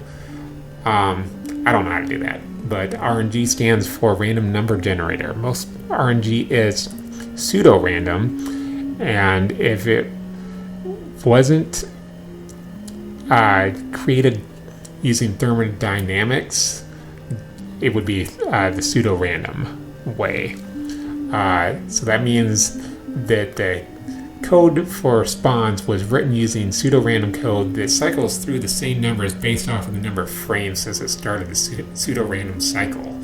So more people, more seasoned speedrunning Zelda 1 may know more instances where the code's affected, but for us right now, the only way that we know is by changing the code through the screen transition. So let's take a look at how that looks if we're holding up when we go through. So that's what our spawns are going to be if we're holding up. Let's reload. Let's hold left. Let's reload again. And we'll hold right. Okay, now let's see what happens if we hold absolutely nothing when we go through. So as you saw, there were 4 different ways that we entered that room that changed how those enemies were spawned. And you can do that at any time during pretty much any room.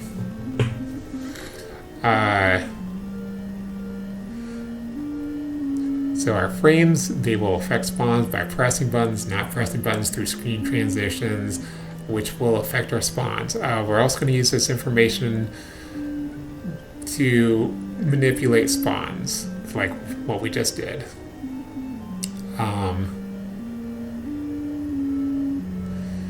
And we do this because while I found that the red robes, whiz robes, they just do the best they can in life, they like to shoot me a lot before I get out of the way. So in order to get them to not do that, that's usually why I will be pressing buttons specifically while I go through that room, just to kind of manipulate where they go.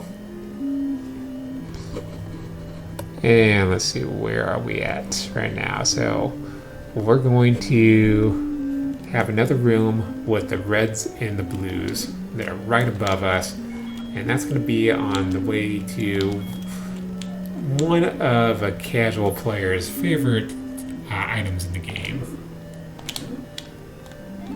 So we would reset this room, but we just got a clock, so we're going to take advantage of that instead. So the clock, anytime you get it, I haven't set it, but that makes you completely invincible.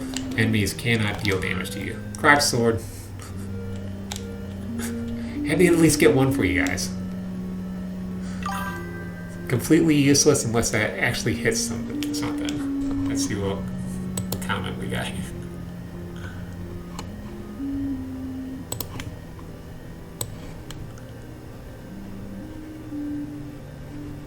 Alright.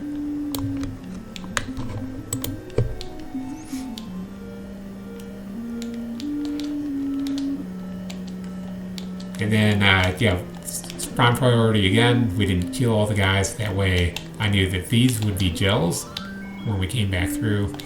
Unfortunately, didn't get us a heart like what we wanted.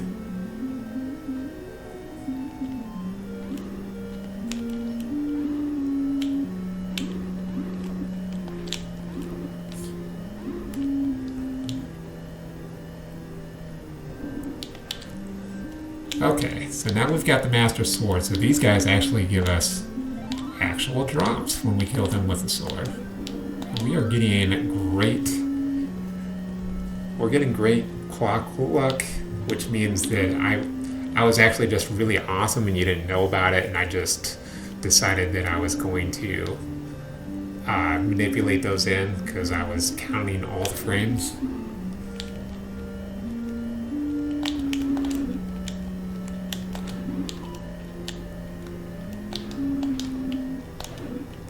Normally I try and get those red whiz roads back in, but I really liked where those blue whiz roads were sitting, so I was like, nope.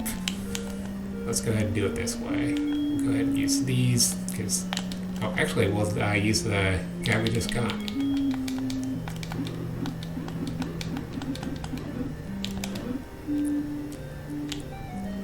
Because hitting Mr. Blinky over here, I haven't said it yet, but he takes away your use of your sword. So really having the wand or arrows is really good in that situation. But the wand doesn't cost any rupees like the arrows do, which is another thing I haven't mentioned. Every time you use an arrow, that's going to subtract 1 from your rupee count.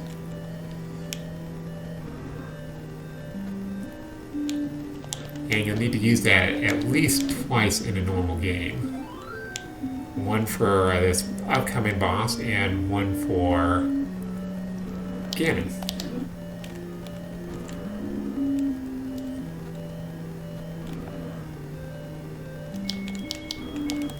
So this guy... Oh!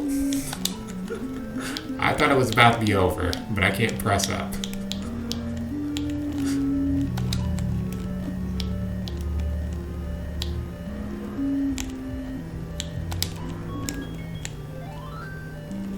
So he is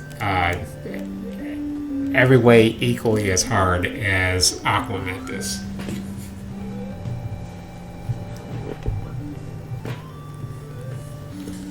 Let's see.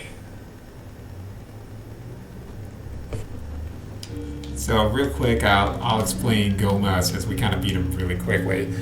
So he's invincible unless you meet 3 conditions. First, you must hit him with an arrow. Second, you must fire his arrow when his eye is open. And third, you must hit him in the center of his eye. And it only takes 1 arrow, and the blue ones take 3 arrows. But you do need to hit him from below, otherwise you're not going to be able to hit him in the eye. And let's see. So usually I like to have at least 5 extra rupees for that fight, because you get hit and then that'll change your direction of where you're going to do it. And one thing I found with this room below 6 is the P-hats, they like to hog the ladder and bully Link, so if you don't move, they'll just go past us. Let's see what kind of pattern we actually get, though. So yeah, they're going to try and bully us, so we'll wait for them to go by.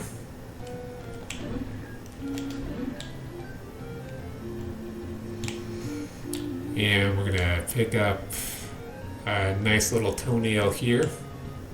We've already picked up 2. We're going to pick up our 3rd one.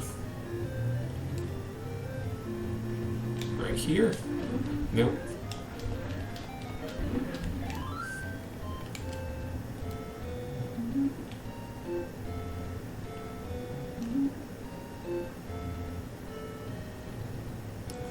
And so that's going to allow fast travel, which we can use over here at this rock formation.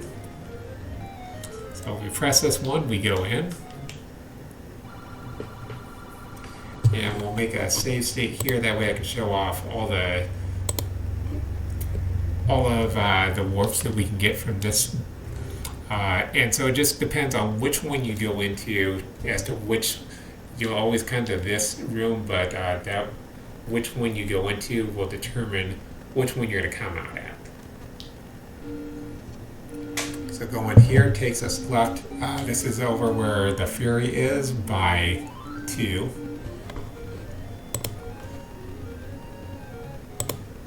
If we take the middle, that's going to take us to the beginning of the game. And we take the right side, that's going to take us over here by the P-hats.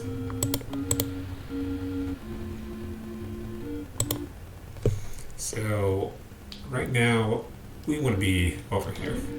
This one's kind of the closest to where we need to be.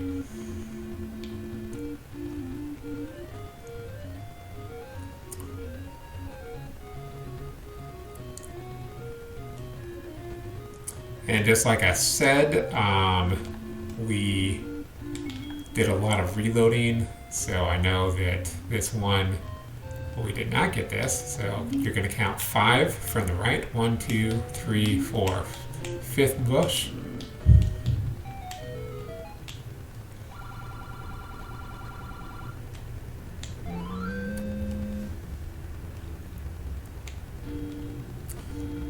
And then off to level 7.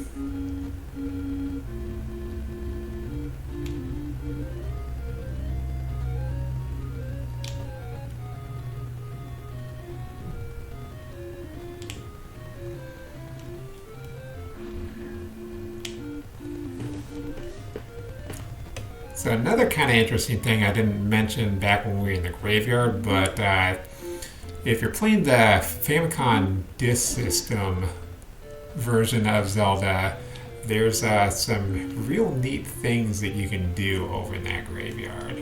And I'm not going to spoil any of them, but you should definitely go ahead and look up that speed run.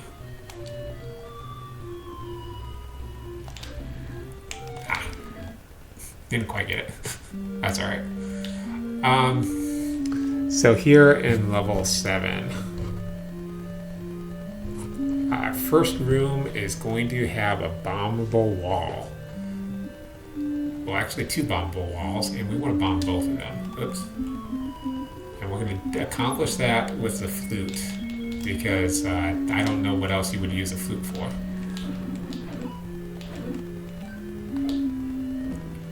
And you can see those bombs, they have massive range. So it's just like kind of where I needed to be, and we still ended up getting what we wanted. So there's Dodongos here if you need bombs, but if you up here and you want to give this guy 100 rupees, we're going to get more bombs again. So now we have 16 total. So from here, we're going to want to equip the wand again, because we're going to run into another room really quick that has some bubbles. And it's just kind of nice to be able to use these long shots and not have to worry about getting hurt by these guys. So we got level 5 boss right there. We don't need to really bother with him at all, because he doesn't drop anything, he's not blocking our path, he's just enjoying his life.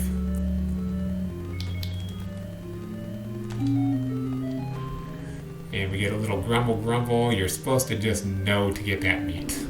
There's no hint in the game whatsoever that you need that. Not that I'm aware of.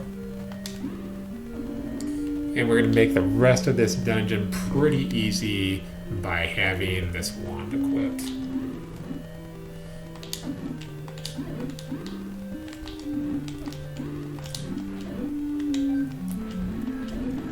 It's like level 7 has been just classified as death by 1,000 needles. Like, you're not going to die all at once from any one thing, but there's just so many enemies in here, and so many of them are so good at throwing boomerangs at you and catching you off guard that it makes it really easy for you to take more damage than you actually intended to take. So we're going to sneak on in here, and we're going to grab the red candle.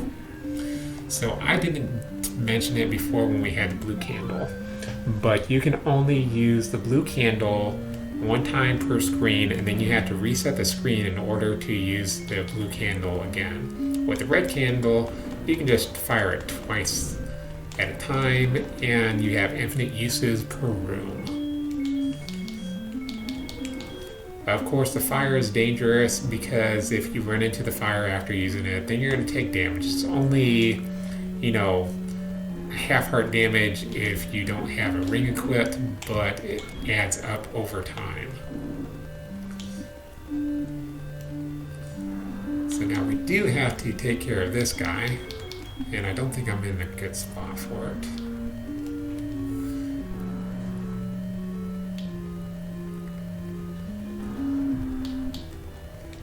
Dig Dogger, this one is going to spawn 3. So we kind of want to get a good pattern for this. That way I'm not wasting bombs. That might have been good.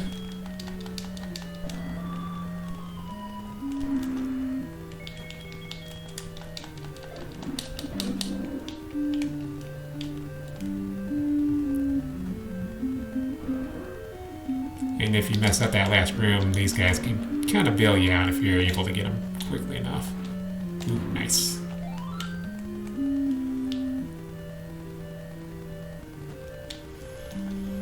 Then we'll quit the wand again, because there's bubbles in this room.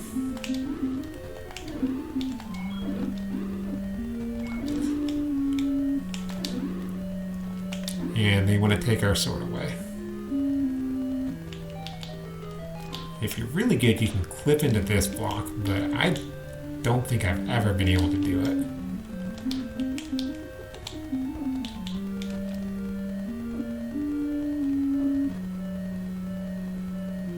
And it doesn't really save all that much time.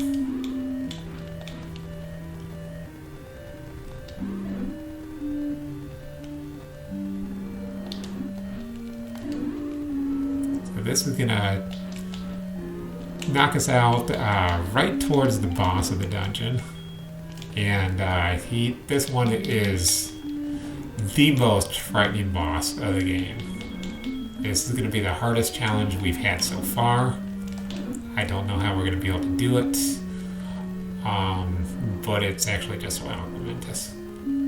So yeah, this is what I was talking about. You can go through the bottom of his hitbox, and you don't have to worry about anything. So if you kill him from the right side when you're trying to do the 3-heart challenge, then you want to be right here on the first quest when he dies.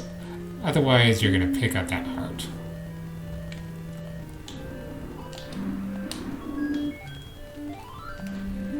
That's literally if you're only going for like that 3-heart challenge. Which is something that I'll probably be showing off on this channel.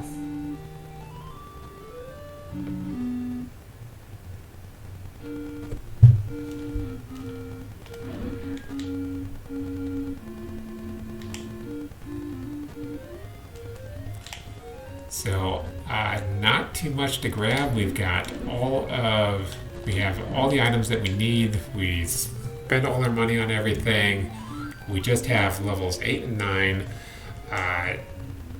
8's got a couple of dreaded rooms of requirement, as I can see in my notes, that we'll go over in just a little bit. We got level 9 coming up. I don't know if Jaderg is with us right now. I know he said he had to step away. If you got anything that you'd like to add if you're in here, go ahead and feel free to.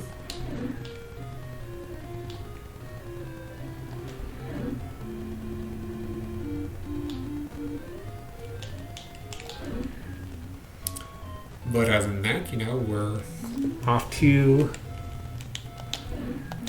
level 8. And just a quick reminder, this is the Showcase Your Talents Marathon. Well, this was one that I forgot to show off. How many? I think there was probably another. Oh. That's why I forgot to show it off. It's like, wait, I didn't have that in my notes, but apparently I did it anyway. So he only charges you 20. There's one that will charge you 100 for that. And I think he's right next to the beginning of the game, which, if you accidentally grab that, you completely ruin your speed run. That's alright, we didn't need that. But, we are raising money for the St. Jude's Children's Hospital. Keep in mind that your donation makes it possible for families of patients at St. Jude's Hospital. They never have to pay any money out of pocket for treatment. And then their room and board is also taken care of. And if you hit information and incentives, exclamation part incentives, you can see what type of incentives we have for the rest of the marathon, including one where we have Itzbringer petting Nico the bunny. Please spam that during his marathon games, because that's what I want to see. And yeah, you know that all of your donations are going to go to a good place. There's a link below over here on the Twitch page. If you go to YouTube, we will have in the description when that video goes up where you can donate as well. And then if you just say, hey, when you leave a donation there, if you say, hey, I want to actually donate to Children's Marathon, no problem, you got it. At any time, I'll go ahead and do that for you. So we picked up the book, and nobody likes the book. And I'll show you why. Because it has a dreaded effect on it. Remember how I was telling you about how the fire sucks because you can run into it, and you most likely will? Well, that's why we don't like it. But they fixed that. People who have been modding the game, they kind of fixed that, and I'm getting myself killed for no reason here.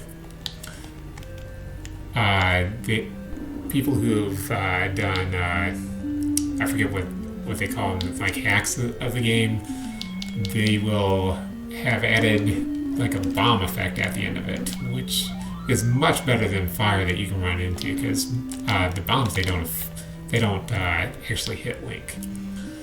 So when I'm doing this on like a 3-heart challenge, I usually like to unlock this room, which is why I usually go in here. You get to kill some bunnies, they will refill your health. But also, it gives you permission to be over this doorway, and especially if you're using items, you can hit these guys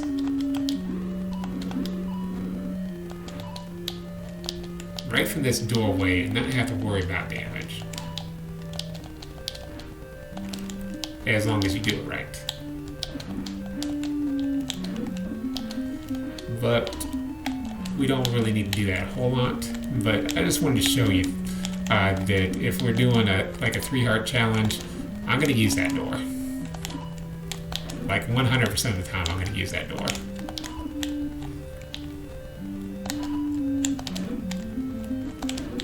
So there's room of requirement number 1. If you do not do that room of requirement, you're not going to be able to progress all the way through the dungeon. So we'll skip going through the room of requirement 2, which is just above us, which is very similar in nature, and you'll see why, because we're going to have to come back to it anyway.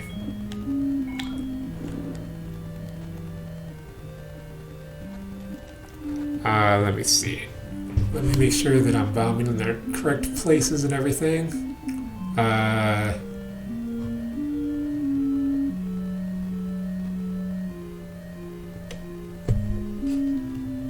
So it looks like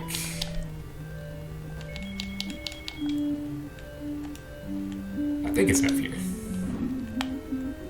Alright, I knew one of these was bombable.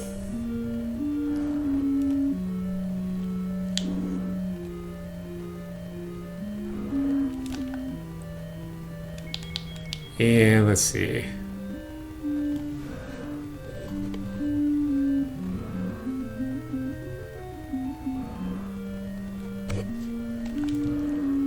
Alright, so this is the Blue Goma. He takes 3 arrows to kill. There's another one that's in the dungeon that we don't really care about, so we're not going to give him a visit.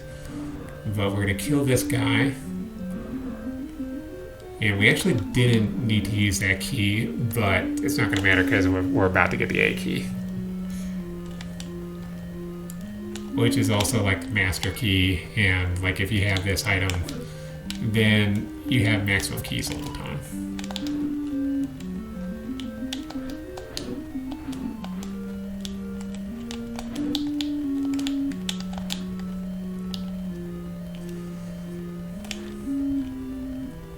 Now our key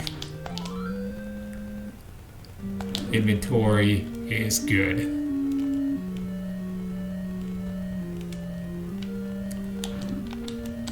And just a little heads up, if you didn't have a key to get through this door, there is a place, I believe right here, where you can bomb through and go around. But we just did have enough.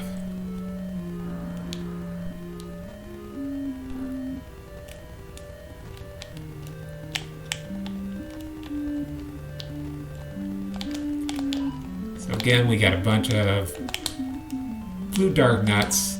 Not as many fireballs are coming at us at once. Just dangerous enough that we kind of did need that fairy. I like to stay over here. It's a little bit easier for me to dodge over here, I think. I would also, if I've got low hearts or something, I would also try and fight out of that doorway down at the bottom.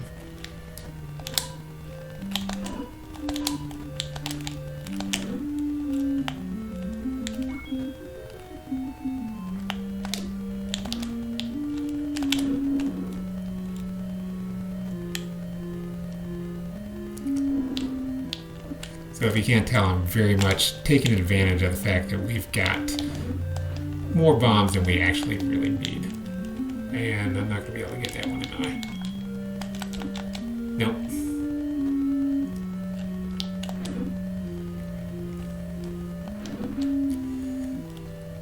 So now we're going to have Four-Headed Gleeok is the boss to this level.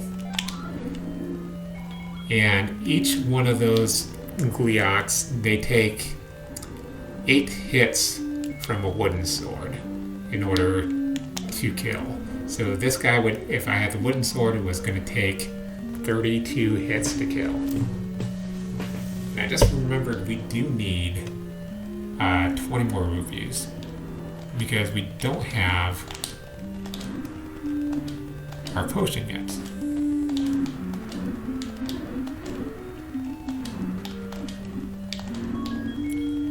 So you got a lot more leeway there because we've got the Master Sword. We're killing them twice as fast. We're taking less hits from the blue ring. We're maxed out on hearts. Let's grab just a few more rupees. We'll grab our potion. So the blue potion will refill your hearts once. The red potion will also refill your heart once because you'll accidentally push it twice in a row and then it's gone. So even if you have full hearts and you use the red potion or the blue potion, it's gonna use the item right away. So you gotta remember immediately after you use it, it's best to just switch off of it. That way you don't have to worry about using it a second time. So yeah, that 20 rupees that we did have would have came in handy right here because just over there is where our potion would be. But we've also got one over by 1 as well. So we'll go ahead and grab that one.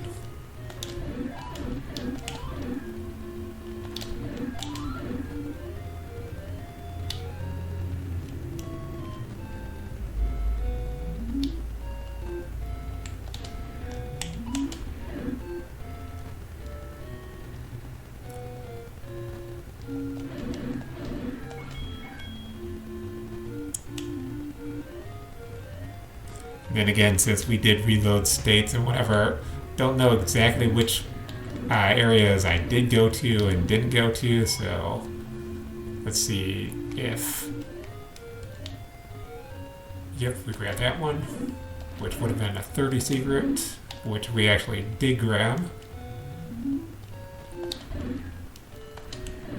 And we just need a 5 right here, because 68 will get us that red potion.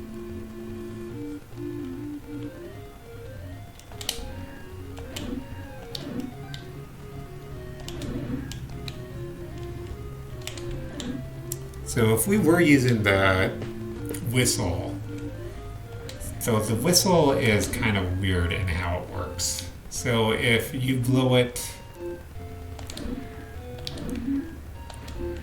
while facing down or to the left, that's going to decrease the counter. If you blow up or to the right, that's going to increase the counter.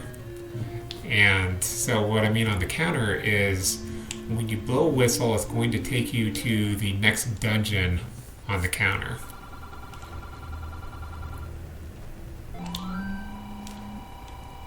Which works a little bit weird when it does wrap around.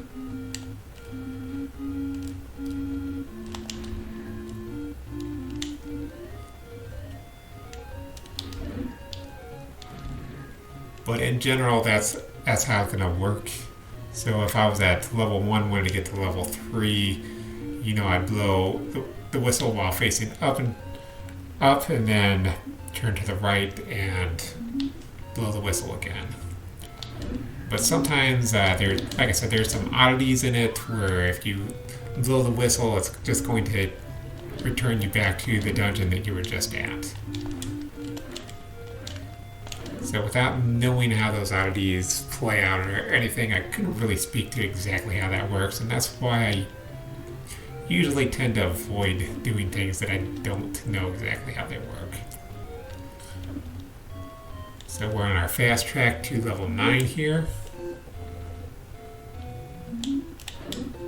Even with grabbing the red ring, we still have a somewhat high mortality rate, but things should be pretty good from here.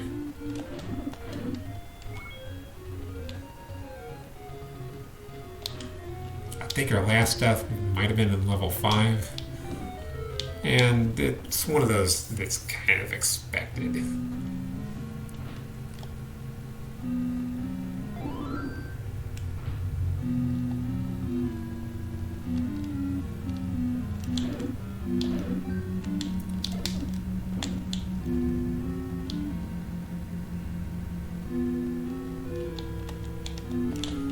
Those are land molas. They just take a lot of hits. They aren't particularly hard in any real sense. So if I'm speedrunning or I need to grind resources, I'll usually come back and reload those keys to make sure that I've got my counts right. And then we would go through here and start taking out enemies and counting ourselves up to 10 for bomb drops or 16 for fairy drops.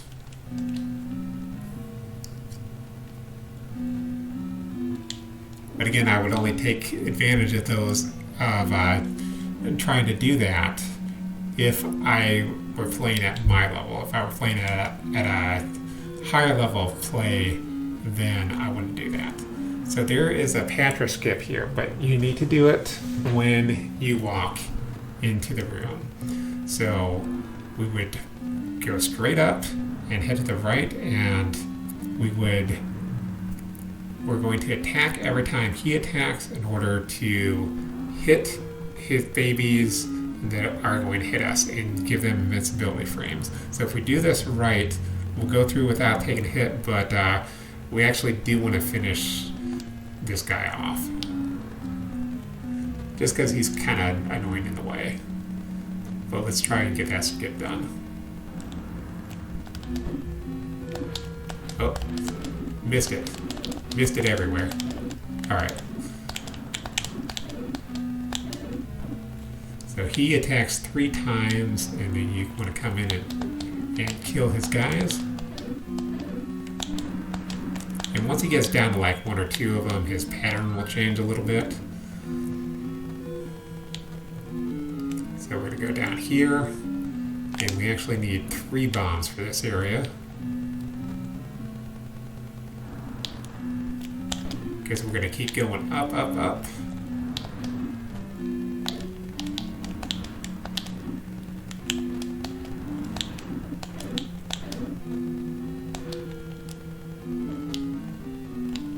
And luckily we got some potions, because that's kind of what the situation is looking like we're in.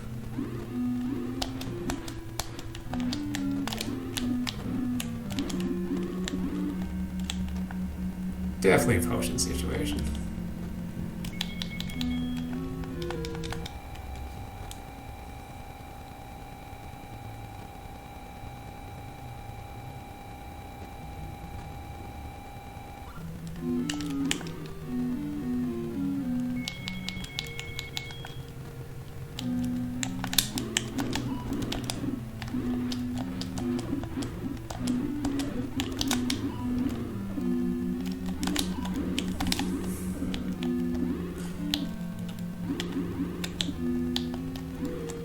Okay, they're just going to bully us for a second here.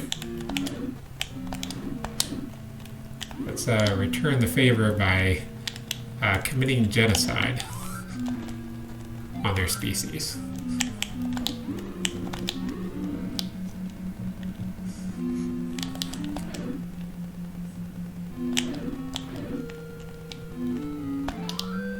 Cross sword.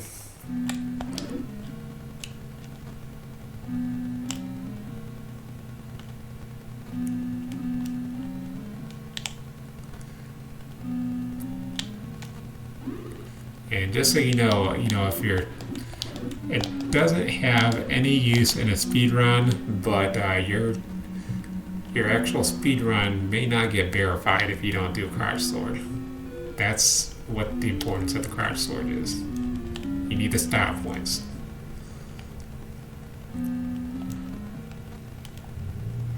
Okay, so this was a certain room in 9 that I was talking about. Not this one, but so you can kill that.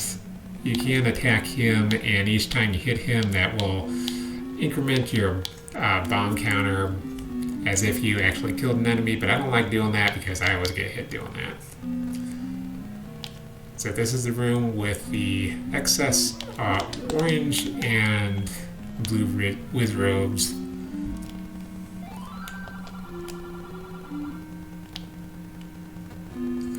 So they'll always come back in this pattern unless you die.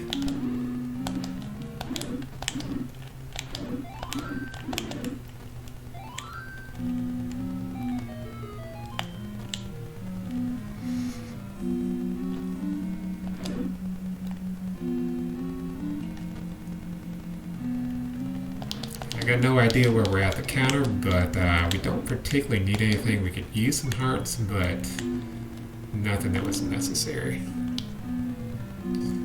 We're a little bit low on rupees, but we only need to use one more rupee for Ganon.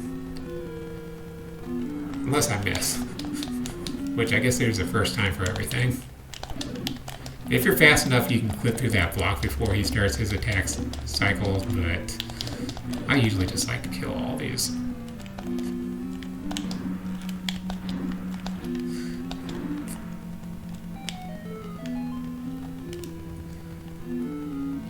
If I'm attempting speedruns, usually I'll go like deathless at the 9, and then just 9, I'm just dead. I don't know what to do. So here's the reverse C room. We're gonna hold left, and that's gonna get him where we wanted him to be.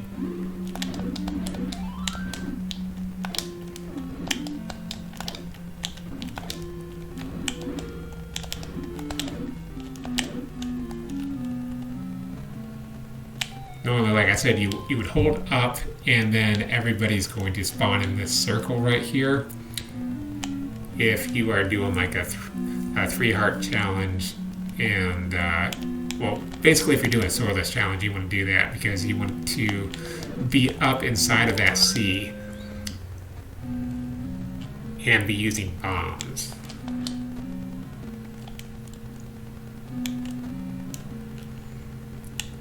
Because right here, if you use a bomb and try and kill a red whiz robe, you're going to take some damage.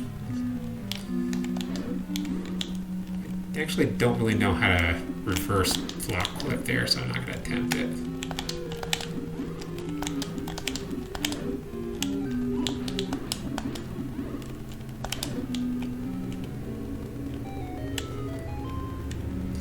But yeah, you can do that from different angles other than the one that I showed you, and that's what I meant by like reverse block clip. So really, not with a red ring, master sword, and a full life plus some potions, there's not a whole lot to worry about for the rest of the game here.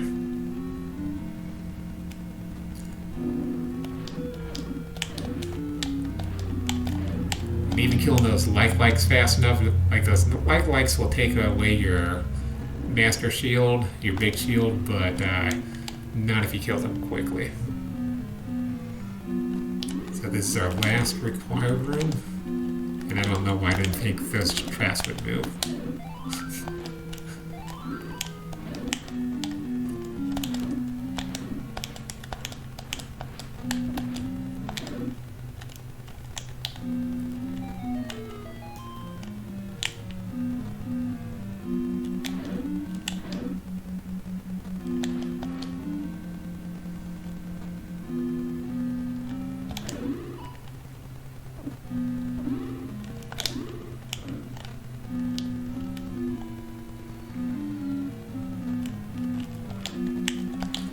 And if you noticed, Patra has 2 different patterns depending on which one you're fighting. one of them will kind of shoot its babies out at you, and the other one will kind of rotate. And like I said, there's different patterns for all these. And the way you move when you start this room will determine how Patra will actually move. So that you can use that for an advantage to get quick kills on, which I did not.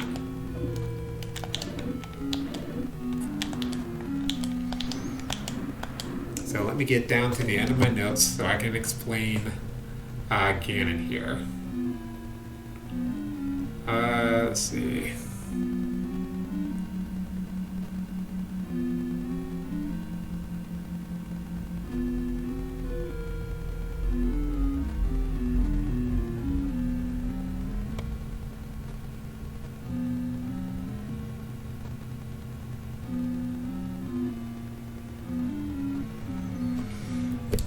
Alright, so let's make a save state before we do any of this.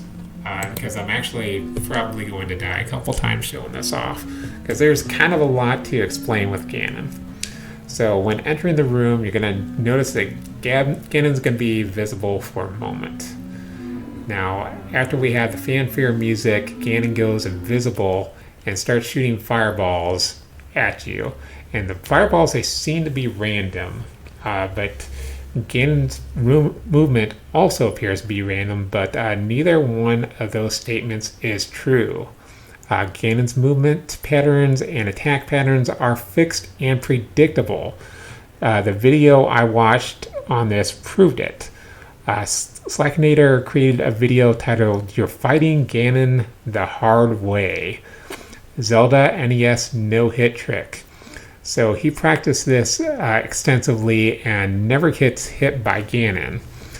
Now, we're going to get hit by Ganon because we're not as good as he is at it. And we're not going to go through the long setup, and I'll withhold parts of this as incentive for you to go watch his video, which hopefully future me remembers to link in the description. So let me know in the YouTube comments if it's not there, and I'll add it. Also, you may not know, but each of my YouTube videos does have a unique description, and I usually add fun descriptions that may or may not have anything to do with anything in existence.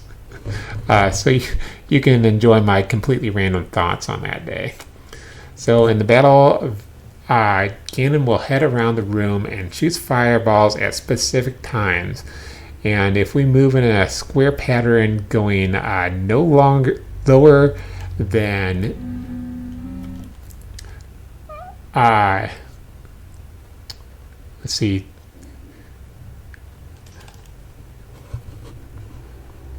no lower than the skull's nose and within the inside tiles of the skull's eyeballs, Ganon's gonna follow you the entire way around. So that would be something like this. You got to make sure that you don't get too far ahead of him, otherwise he'll start messing up the pattern. You also don't want to be too slow so that he ends up hitting you. Okay, so show that off just a little bit. And so if you move outside the pattern, then Ganon's going to stop following you. And once you hit Ganon, he teleports, depending on which animation he was in after he gets hit. So he's got 4 different animations, and Ganon will either teleport to the bottom left corner of the screen or the bottom right corner of the screen. And this is why typically speedrunners will usually hit the bottom left corner of the screen to take advantage of a good teleport. Or if you're really good at Ganon, which I've already told you I'm not, you can predict his spawn and know exactly where to get his first hit in on him and finish him off very quickly. So you can also juggle hits with good timing to stun lock him into the corner because he always rotates his 4 patterns of animation in the same way. So Ganon's fireball patterns can be changed by pause buffering, like what we did right here, or you can blow the whistle. And again, I want you to watch his video instead of trying to re-explain all that here, because he put a lot of hard work in his video, so I don't want to cheat Slakanator out of potential views. But by manipulating Ganon's fireballs a few times, we'll pause and that way you can see how this changes the fireball patterns, and we'll take him out after you've had a chance to see how this trick works. Just being able to see how this plays out. Play it on your own, and then you'll get to feel out the patterns. I just happen to know that because initially I was going to go like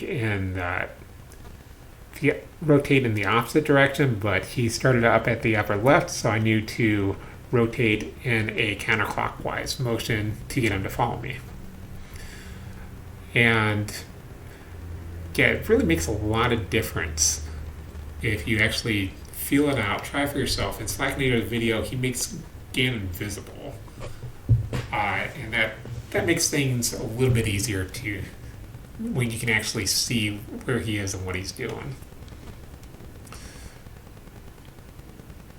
So if you keep it the same pattern, Ganon's going to keep moving in the same pattern.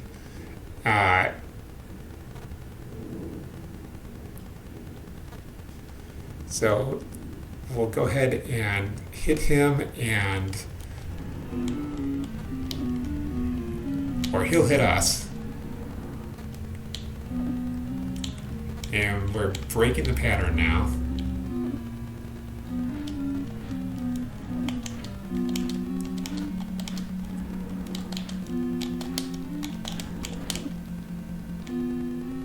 And it can be really difficult to get back in the pattern after you've broken it.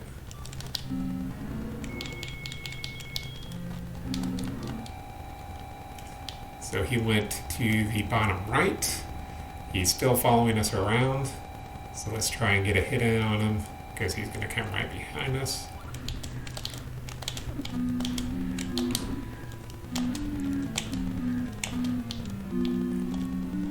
He went to the right again. So 4 hits is going to redline him, like we did right there.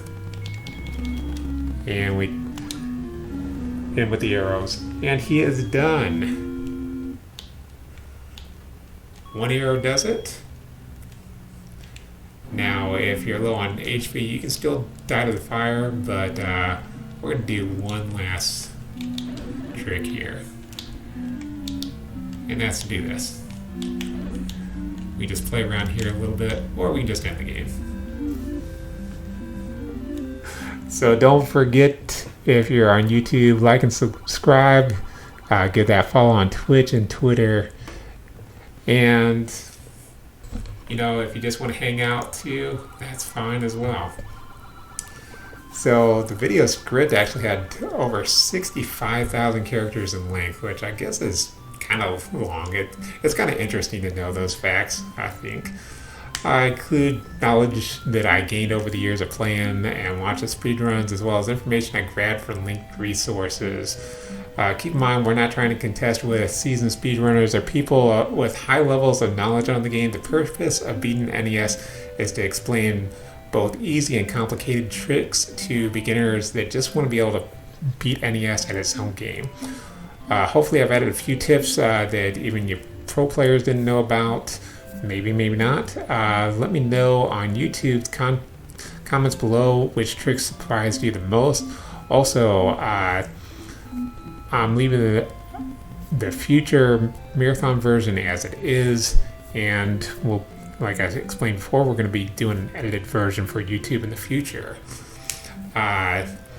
So the link to my YouTube is on my Twitch, and other social medias also are in my panels below.